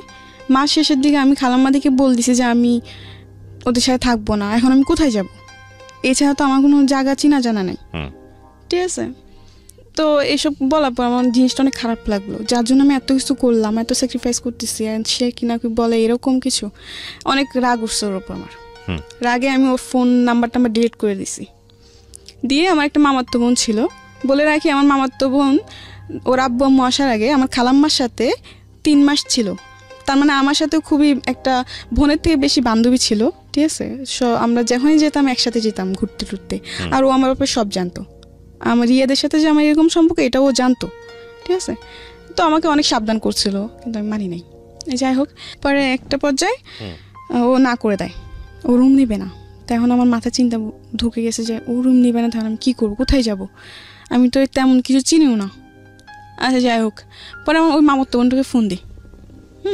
ফোন দেওয়ার পর বলি যে দেখ এরকম তুই আমার জন্য একটা চাকরি ব্যবস্থা আর থাকা খাওয়ার জায়গা ব্যবস্থা কর। তো বলছে আচ্ছা ঠিক আছে, সমস্যা নেই, আমি করতেছি। ও 2-1 দিনের মধ্যে একটা ব্যবস্থা করছে একটা মেয়ের সাথে। মেয়েটার নাম হচ্ছে আপনার সুবর্ণা। দেখতে অনেক সুন্দর ছিল, খাটোখুটো, বেশ ভালোই ছিল। ওকে, তো ওই মেয়েটার সাথে আমার থাকা খাওয়ার ব্যবস্থা করছে আমার মামাতো বোন। করার পর আমি বলছি আচ্ছা ঠিক আছে, তো আমি যাই। আমার খালাম্মাদের কাছ থেকে বিদায় নিয়ে চলে যাই। আমি যাওয়ার পরে ওখানে আমাকে নিয়ে যায় ওই রুমে। ঠিক আছে, তো রুমে গেলাম 1-2 দিন, বেশ ভালোই। পরে জানতে পারলাম যে আরেকটা কথা বলে রাখি, আমার মামাতো বোনকে দিয়ে একটা ছেলের সাথে আমার পরিচয় হওয়ার পরে ওই ছেলে আর আমার মামাতো বোন আমাকে নিতে আসছে। আমি মোহাম্মদপুর লাগাত গেছি, ওখান থেকে ওরা আমাকে চরে নিয়ে যাবে, কারবাঙ্গি চরে। তো ওখান থেকে ওরা আমাকে নিয়ে যায়, চরে নিয়ে যায় ওর বান্ধবীর বাসায়। আমার মামাতো বোনের বান্ধবী বলে পরিচয় দিচ্ছে, তো আমারও তো বান্ধবী হয়। আচ্ছা যাই হোক, গেলাম।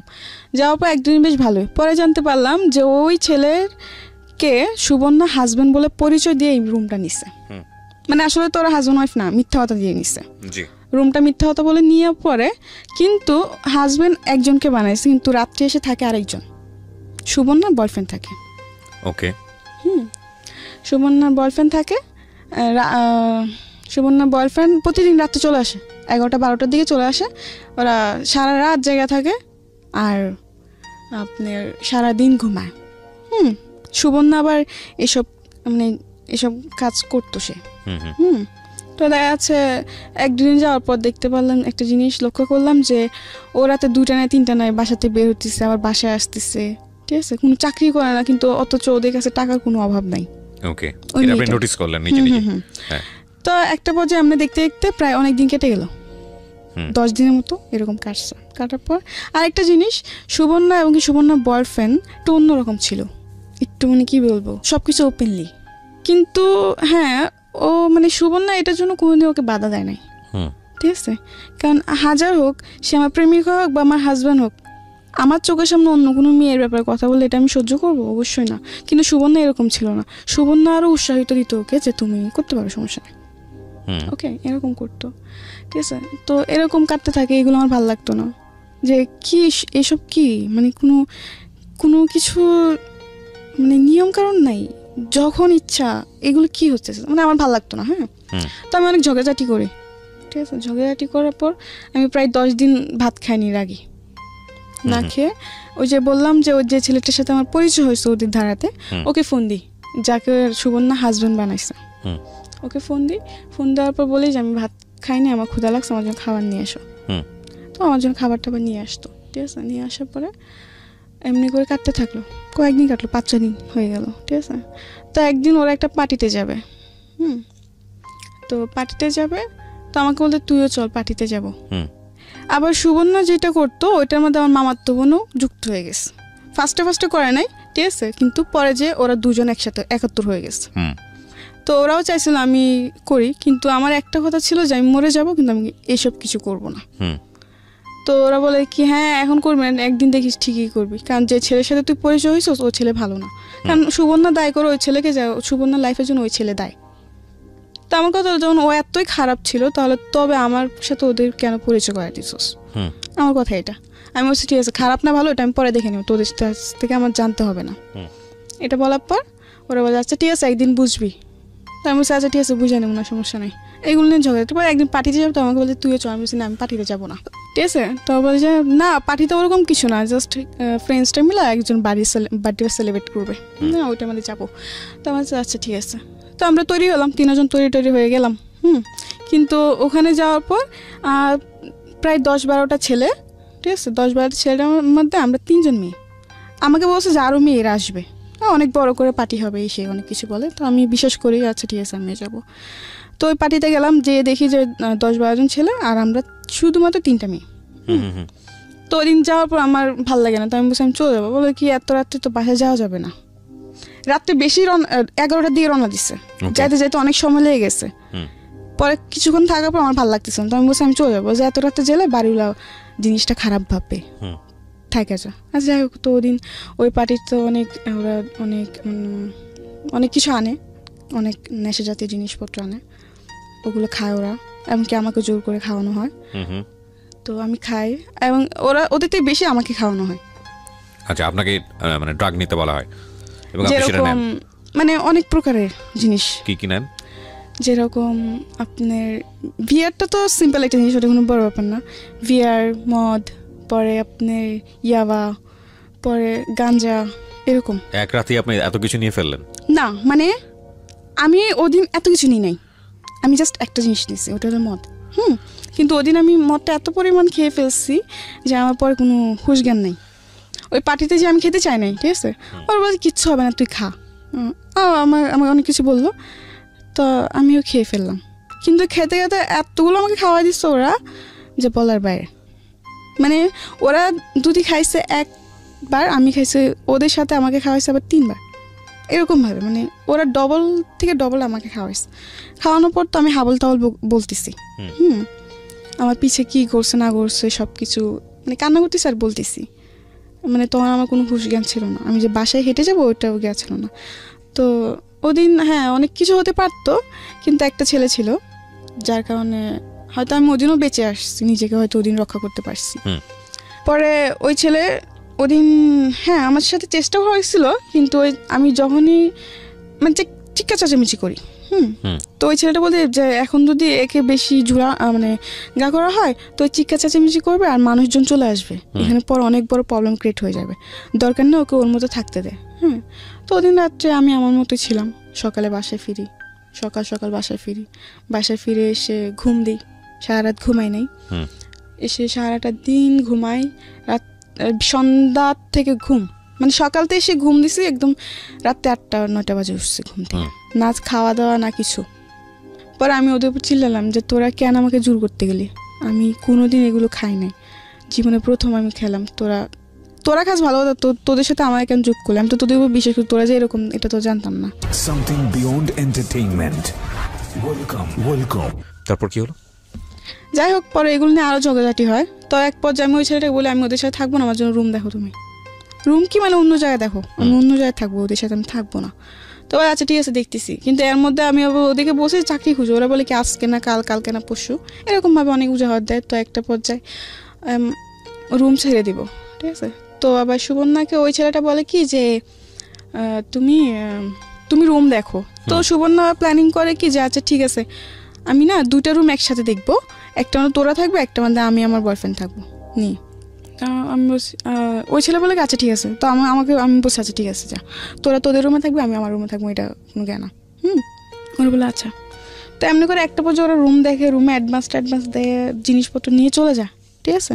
আমাকে ওদিন ওই বাসায় একা রেখে যায়, মানে ওরা জিনিসপত্র নিয়ে চলে যায়, বাড়িগুলোকে পুরো ভাড়া দেওয়া হয় নাই, না দিয়ে ওরা রাত্রে 12টা বাজে সব জিনিসপত্র গুছিয়ে নিয়ে চলে গেছে। আমাকে বলে কি যে আমি আবার আসবো, আমরা জিনিসপত্র রেখে সেট করে পরে তোকে আবার নিতে আসবো, এটা বলে ওরা চলে যায়।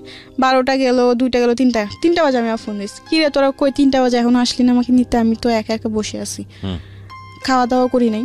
ও বলে কি দেখ অনেক রাত হয়ে গেছে যে আসি নাই, হ্যাঁ তুই ঘুমায়, অনেক কিছু বলে। পরে সকাল হয়েছে, আমাকে সকালে বলে কি সকাল ভোরে ভোরে রওনা দেবে। কেন? যেন কেউ দেখতে না পারে। আমি বলছি কেন, আমি কি ডাকাতি করবো না, চুরি করবো না, আমাকে কেউ দেখতে পারবো না, আমি এই কথা বলি। তো বলে কি না ওরকম কিছু না, এমনি বলছি যে এমনি বসে এমনি আয় চুপচাপ। আমি আচ্ছা ঠিক আছে। তো আমি আমার জিনিসপত্র নিয়ে একটা রিক্সা নিয়ে চলে যাই, যেন কেউ না দেখতে পারে, চুপটি করে চলে যায়। কিন্তু ওরা যে জানি না যে ভাড়াটা দেয় না এইসব, আমি কিছুই জানতাম না। আমি জিজ্ঞাসা করছি ভাড়া দিয়েছি, বলছি হ্যাঁ বাড়িগুলো সব কিছু দেওয়া ক্লিয়ার, কোনো গ্যাঞ্জাম নেই। আমি আচ্ছা যাই হোক। পরে একটা রিক্সা নিয়ে আমাকে বলে এমন এমন জায়গায়, তো আমি এমন জায়গায় গেছি, যাওয়ার পর ফোন দিচ্ছি, ফোন দিয়ে বলে কি আসতেছি। এটা বলার পর ও বলে 2-3বার ফোন দিচ্ছি, দেওয়ার পর আসতেছি বলে আর আসে না। 1-2 ঘন্টা পার হয়ে গেছে, আসে না। তো একটা রাস্তার মধ্যে আমি একটা মেয়ে দাঁড়াইছিল, মানুষের নজর তো পড়বেই, সে সকাল থেকে দাঁড়াইছে, দুপুর পার হয়েছে, আসে না। একটা পর্যায়ে আমার ফোনও অফ হয়ে যায়, চার্জ থাকে না, অফ হয়ে যায়। তখন ও আসে না। পরে একটা চাচা দেখে বললো কি ব্যাপার, তোমাকে দিয়ে সকাল থেকে দেখেন দাঁড়াইছো, চলো আমার বাসায় চলো, তুমি যত তোমার কেউ না আসবে তখন তুমি আমার বাসায় থাকো, রাস্তায় দাঁড়ালে মানুষ খারাপ বলবে। তো আমি বলছি আচ্ছা ঠিক আছে। ও চাচা আবার জিজ্ঞেস কার বাসায়, তখন আমি একটা মিথ্যা কথা বলছি যে আমার ভাবির বাসায় আসছি, দেশের থেকে আমি আমার ভাবির বাসায় আসছি, আমি আমার ভাবির বাসায় চিনি না, আমার ভাইয়া নিতে আসবে, এটা বলছি। কি বলবো, তখন তো আর কিছু বলার ছিল না। যাই হোক, পরে বলছে ঠিক আছে তোমার ভাইয়া আসার আগে তুমি আস্তে আস্তে তুমি আমার বাসায় থাকো। যাই হোক, এরকমভাবে চলতে থাকে, ঠিক আছে।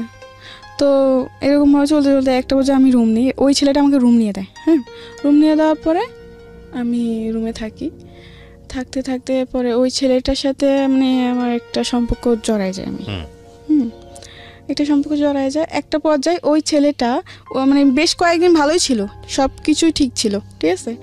ঠিক থাকার পরে কয়েকদিন পর দেখি যে ও ফোন টোন দেয় না, রিসিভ করে না। এর মধ্যে আবার 3-3.5 টাকা দিয়ে ঘর নিছে। একটা পর্যায়ে ঘর ভাড়া চলে আসছে সামনে, তো আমি খুব চিন্তায় পড়ে গেছি, ঘর ভাড়া কোথা থেকে দিব না দিব, মাথা নষ্ট পুরা।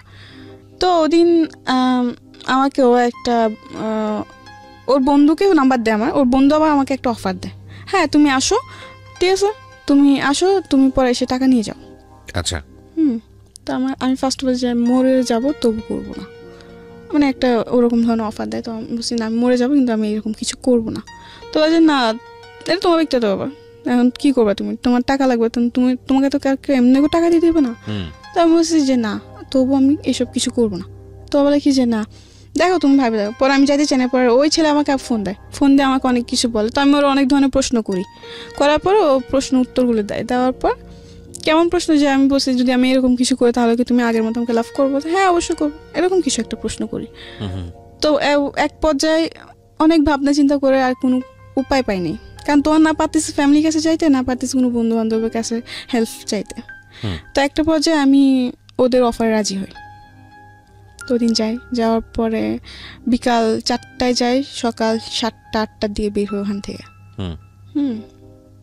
টাকা নিয়ে এসে ঘর ভাড়া টর ভাড়া দিই। যাই হোক, পরে একটা পর্যায়ে এরকম হতে থাকলো, ঠিক আছে। তো একটা পর্যায়ে আমি ভাবি যে আমি এসব কিছু আর করবো না, ওকে আমি চাকরি করব। কিন্তু একটা জিনিস কি, আমি যেখানে চাকরি করতে যাই সবাই সে একই রকম ব্যবহার, আমার আর ভাল লাগে না, একই রকম। আমি তো 10টা মেয়ের মতো একটা মেয়ে, তো 10টা মেয়েকে তোমরা এরকম ভাবে দেখো, তবে আমাকে কেন দেখো, মানে যেখানে যে আমার মানে শান্তি নেই। বুঝতে পারি, ওই কথাগুলো বুঝে নেবেন প্রিয় শ্রোতা আসলে কি বলতে চাচ্ছে, ঠিক আছে। তো এগুলো অনেক মানে যেখানে যায় এখানে সে একই কাহিনী ভাল লাগে না, ঠিক আছে। তো এমনি করতে হতো, আমি যেখানে চাকরি নিয়ে এই একই প্রবলেমের কারণে আমার সব কিছু ছাড়তে হয়, কারণ আমার চেষ্টা যে আমি এসব কিছু করবো না, আমি এসব মধ্যে জড়াবো না, কিন্তু এগুলো আর হচ্ছে না, ঠিক আছে। তো একটা পর্যায়ে বিরক্ত হয়ে আমি ভাবি যে আমি আর চাকরি করবো না। তো আমি একটা বাসায় একটা মানুষের দ্বারাতে, ঠিক আছে, একটা বাসার পরিচয় একবার পরে বাড়িতে ফোন দিই, আমার বাড়িতে তো আমার ফ্যামিলির সাথে খুব কম যোগাযোগ হয়, ঠিক আছে। বাড়িতে ফোন দিই, ফোন দেওয়ার পর জানতে পারি আম্মু খুব অসুস্থ, টাকা লাগবে। এখন আমার কাছে চাকরি নাই, আমি নিজেই অনেক কষ্টের মধ্যে আছি, আমি চাকরি নাই, আমার টাকা পয়সা আমি কী করে টাকা দিব। তো অনেকজন থেকে ধার চাইছে, কেউ আর ধার দেয় না, সবাই এইটাই ধারণা যায় আমি কোথা থেকে টাকা দিব। এইভাবে ধার দেয় নাই। পরে একটা পর্যায়ে আমি ওই ছেলেকে আবার ফোন দিই, আমি বলি দেখ এরকম সমস্যা, আমার কাজ লাগবে, নিজের থেকে বলি। তো একটা বাসার পরিচয় হয়, তো ওখানে ওই বাসাতে আমি গেলাম, যাওয়ার পর এরকমভাবে চলতে থাকে অনেক দিন। তো একটা পর্যায়ে আমি ওই বাসাতে যেয়ে সেট হয়ে যাই, দিন রাত আমি ওখানেই থাকি, ঠিক আছে। তো এমনি দিন রাত থাকি, তো একটা পর্যায়ে দেখা যাচ্ছে স্যার টাকা পয়সা আমার অভাব নেই, টাকা পয়সা আমার আসতেছে। তার মানে বিষয়টা এরকম দাঁড়ালো যে আপনি কাজের মধ্যে নিজে নিজে ইনভলভ হলেন। কিছু নিজের দোষের কারণে হয়তো এরকম হয়েছে। যাই হোক, পরে ওইটা জাস্ট তখন শুধু আমি জাস্ট এগুলোই করতাম, কোনো নেশার দিকে আমার কোনো ছিল না। তা একটা পর্যায়ে যখন ওখানে থাকতে শুরু করি, তখন ওখানে যে লোকগুলো আসে তারা অনেকে এগুলো খায়, অনেকে খায় না। কিন্তু একটা লোক আছে, সে আসলে মানে পুরাপুরি 2 দিন থাকে ওই বাসায়। আচ্ছা। উনি আবার এগুলো খায়। যখন ও আসে তখন দেখা যাচ্ছে 50-60 পিস করে আনা হয় ইয়াবা 15-60 পিস, আরো বেশি আনা হয়, ঠিক আছে। তো দেখা যাচ্ছে ওখান থেকেই আমার খাওয়া শুরু। আমি খেতে চাই না, আমাকে জোর করা হয় যে খা, কিচ্ছু হবে না, এগুলো কিচ্ছু না, এই সে অনেক কিছু বলে। হ্যাঁ, তাই আমি বলছি না, আমি এগুলো খাবো না। মানুষ শুনছে এগুলো অনেক খারাপ, এগুলো খাইলে নাকি এগুলোর প্রতি মানুষের নেশা হয়ে যায়। তো বলে কি যে না, এরকম কিছু না। তো ওদিন আমি খাই, যেদিন ফার্স্ট টাইম খাই ওদিনই আমি 3টা খাই। 3টা খাওয়ার পর আমি সারা রাত ঘুমাই নাই, 2-3 দিন আমি ভাত টাত খাইতে পারি নাই, এরকম একটা প্রবলেম হয়েছে এবার খাওয়ার পরে, ঠিক আছে। যাই হোক, ওটা তো জাস্ট এমনি খাইছি। পরে দেখতেছি মানে আমি যে বাসায় থাকতাম, এই বাসায় আবার একজন এটার সাথে খুবই মানে এটা ওর খেতেই হতো, ঠিক আছে। ও 4-5 বছর ধরে ওই জিনিসটা খায়। তো প্রতিদিন রাত্রে যখন আমি ঘুমাতাম, আমার বিছনার পাশে এসে বসতো ওইগুলো নিয়ে, আর বসে বলতে খা। আমি বলছি না, আমি খাবো না। বলে খারে কিচ্ছু হবে না, খা না। তো এমনি বলে যে খা, কিচ্ছু হবে না। তো আমি এমনি শয়তানি করে করে খাইতাম। একটা পর্যায়ে দেখতেছি যে এটার প্রতি আমি অনেক বেশি হয়ে গেছি, মানে এটা না খেলে আমার হয়ই না, এফেক্টেড হয়ে গেছে, অ্যাডিক্টেড। হ্যাঁ, ফার্স্টে খেতাম, কোনো টাকা পয়সা লাগতো না। পরে দেখি যে আমি নিজের থেকে 2-3টা এমনি কিনে খাইতে হইতেছে। হ্যাঁ, তো একটা পর্যায়ে এমন হতে হতে পরে ডিসাইড করি যে না, এখানে থাকলে আমি এটার প্রতি জড়াই যাব। কিন্তু অলরেডি আমি জড়াই গেছি, দেখা যাচ্ছে এটা আমার খেতেই হয়। না খেলে আমার অনেক ধরনের প্রবলেম দেখা যায়, যেমন হাত পা ব্যথা করবে বা মাথা ব্যথা করবে, অনেক কিছু আমার হয়, ঠিক আছে, না খেলে। তো এমনি করে আমার খেতেই হয়। তো এমনি দেখা যাচ্ছে খাইতে এটা আমার এখন নেশার মতো পরিণতি হয়েছে। তো কি দাঁড়ালো, মানে গল্পটা আসলে কি দাঁড়ালো, কোথায় থামলো? গল্পটা এখনো থামে নাই, ঠিক আছে, এখনো আমি এসবের মধ্যে আছি। আমি জানি আমাদের কিন্তু সময়টা তো থেমে গেছে, সেই জন্যই জিজ্ঞেস করছি আসলে গল্পটা কোথায় এসে থামলো। আপনি এখনো এসবের মধ্যে আছেন এবং হ্যাঁ, কারণ আমি চাইলেও বের হতে পারি না। আমি কথায় যদি বলি যে প্রস্টিটিউশনে আপনি আছেন, আপনি ড্রাগে আছেন, কিন্তু আপনার ভিতরের বিবেক বোধটা মরে যায়নি বলেই আজকে আপনি সবকিছু ছেড়ে ছুড়ে দিয়ে অনেক রিস্ক নিয়ে আপনি আজকের এই অনুষ্ঠানে এসেছেন। কারণ আমি যে লোকদের সাথে থাকি তারা খুবই অন্য টাইপের। দেখা যাচ্ছে আজকে যে আমি গাড়ি ভাড়াটা নিব, হ্যাঁ, এটা অনেক ভয়ে নিছি। বেশি বাড়াবাড়ি করলে ওরা খুব খারাপ আচরণ করে, কারণ ওরা মানে ওই ঘরের যে ভাইয়াটা আর যে আপুটা দুজনই নেশা করে, হাজব্যান্ড ওয়াইফ দুজনই নেশা করে। তো দেখা যাচ্ছে খুবই থাকে ওরা, মানে খুব কি বলবো, রুড। হ্যাঁ, অনেক মানে কিছু না হতে হতে চিল্লাপাল্লা মারধর এগুলো শুরু করে দেয়। তো আমার কথা কি জানেন, যে জীবনে আমি অনেক ভুল করছি, ঠিক আছে, আমার সাথে হয়তো আমিও আমার ভুলের কারণে এমন একটা জীবন আমি পাইছি। কিন্তু এখন বুঝি আমি যে আসলে এই জীবনটা কতটুকু কষ্টজনক। একটা যেটা হচ্ছে যে ভুল আপনি শুধু করেছেন তা বলবো না আমি, আপনার পরিবারও করেছে, সবকিছু মিলে আপনার দারিদ্র অবস্থা সবকিছু মিলিয়ে ভুলে ভরা একটা জীবন এবং 17 বছর বয়সেই ভয়ঙ্কর রকমের পরিণতি। এখান থেকে বের হয়ে একটা স্বপ্ন দেখেন না, সুন্দর একটা স্বপ্ন, একটা বাচ্চা, একটা সংসার। যার হাতে ধরছি, ঠিক আছে, এই পথে আমি যার হাতে ধরছি সে শুধু নিজের স্বার্থটা দেখছে, নিজের স্বার্থ। সোজা বাংলায় যদি বলি সেক্স ছাড়া অন্য কিছু বোঝেনি। আমি একটু কনক্লুশনে আসতে চাই প্রিয় শ্রোতা।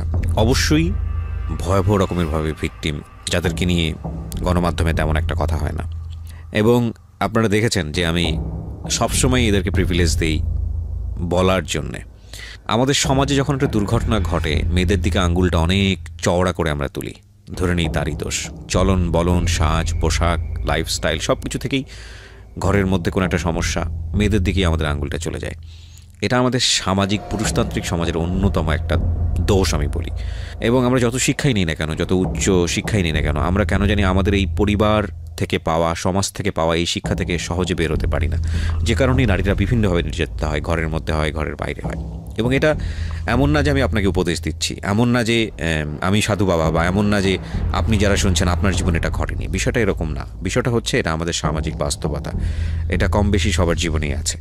কিন্তু আমি আসলে এই সব বোধের বাইরে থেকে আজকের এই গল্পে একটা জায়গায় একটু থিত হতে চাই, একটা জায়গায় একটু ভাবতে চাই, এবং এই ভাবনার জায়গাটা স্প্রেড করতে চাই সকল অপরাধী মানুষের জন্য, সকল ভুল করা মানুষের জন্য, কিংবা যারা ভুল করেনি তাদের জন্য। সেটা হচ্ছে, দেখুন, একজন মানুষ যে ড্রাগ নিচ্ছে, যে জানে যে কাজগুলো অন্যায় হচ্ছে, তারপরও তার মধ্যে বোধ বেঁচে থাকে।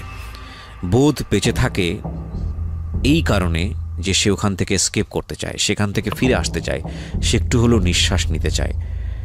একটা মানুষের মধ্যে যতক্ষণ বোধ বেঁচে থাকে, ওই মানুষের মনুষ্যত্ব মরে না, ওই মানুষের সম্ভাবনা মরে না। এবং এটা আমি বিশ্বাস করি মনে প্রাণে যে প্রতিটি মানুষই সম্ভাবনাময়।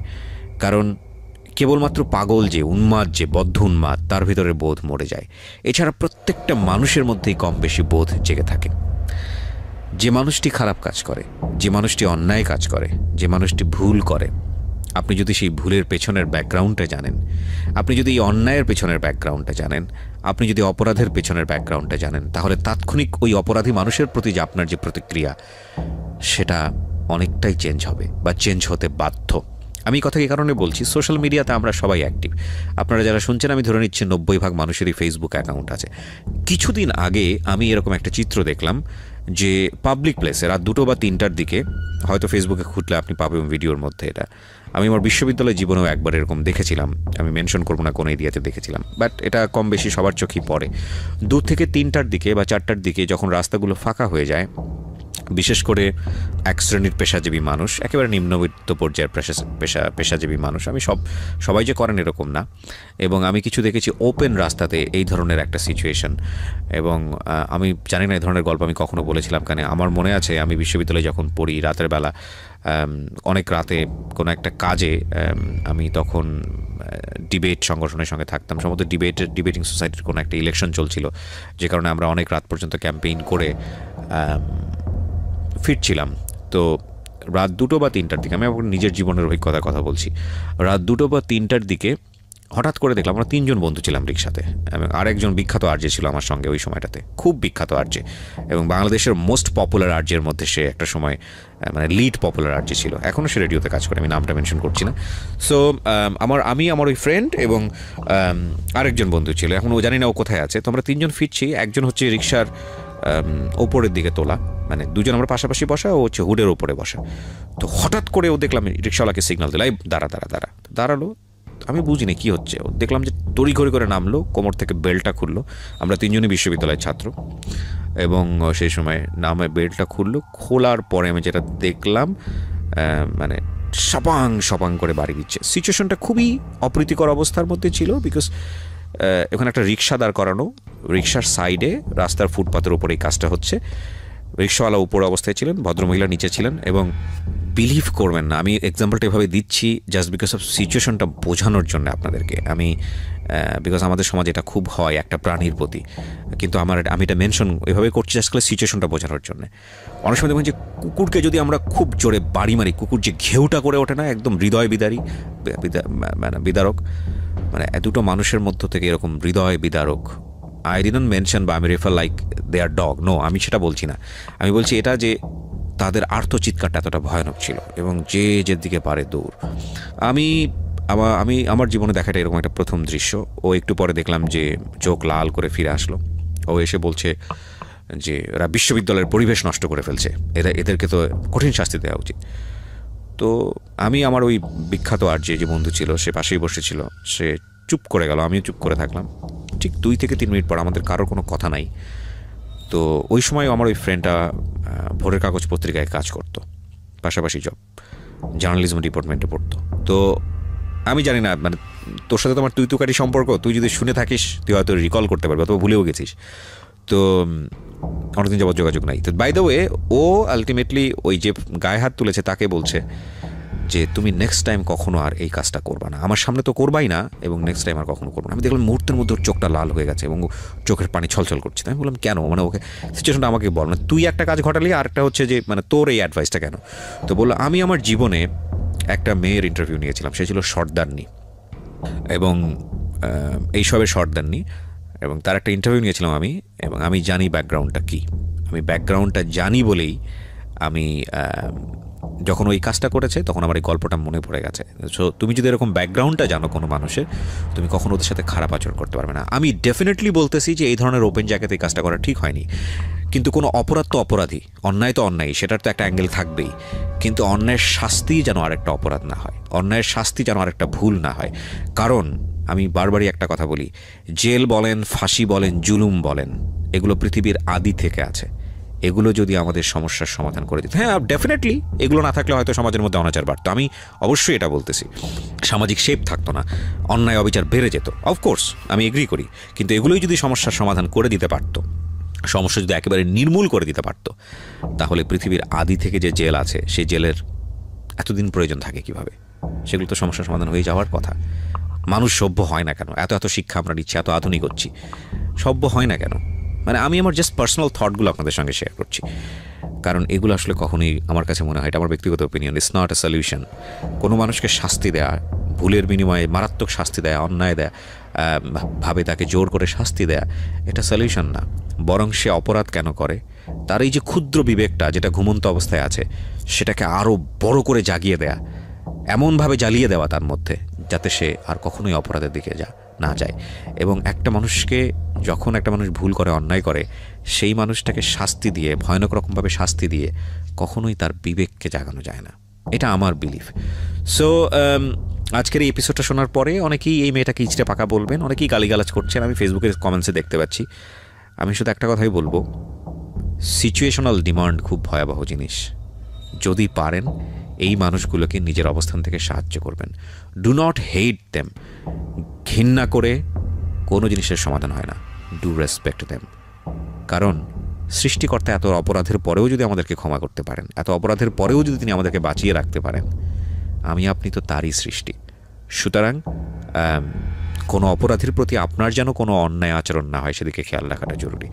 আমি আজকের এই এপিসোডটা এখানেই শেষ করতে চাই। আমি জানি যে এই গল্পটার মধ্য দিয়ে এমন না যে এখানে প্রস্টিটিউশনের যে গল্পটা উঠে আসলো ব্যাকগ্রাউন্ডটা, সেটা শেষ হয়ে গেছে, আর কখনোই ধরনের গল্পটা আসবে না, আমি এটা বিশ্বাস করি না। তবে আমি এটা বিশ্বাস করি যে একজন মানুষও হয়তো বা আজকের এই এপিসোড শুনে পরিবর্তন হয়েছে, কিংবা তাদের প্রতি দৃষ্টিভঙ্গি পরিবর্তন করেছে। আপনারা সবাই অনেক ভালো থাকুন। আজকের মতো শুভরাত্রি।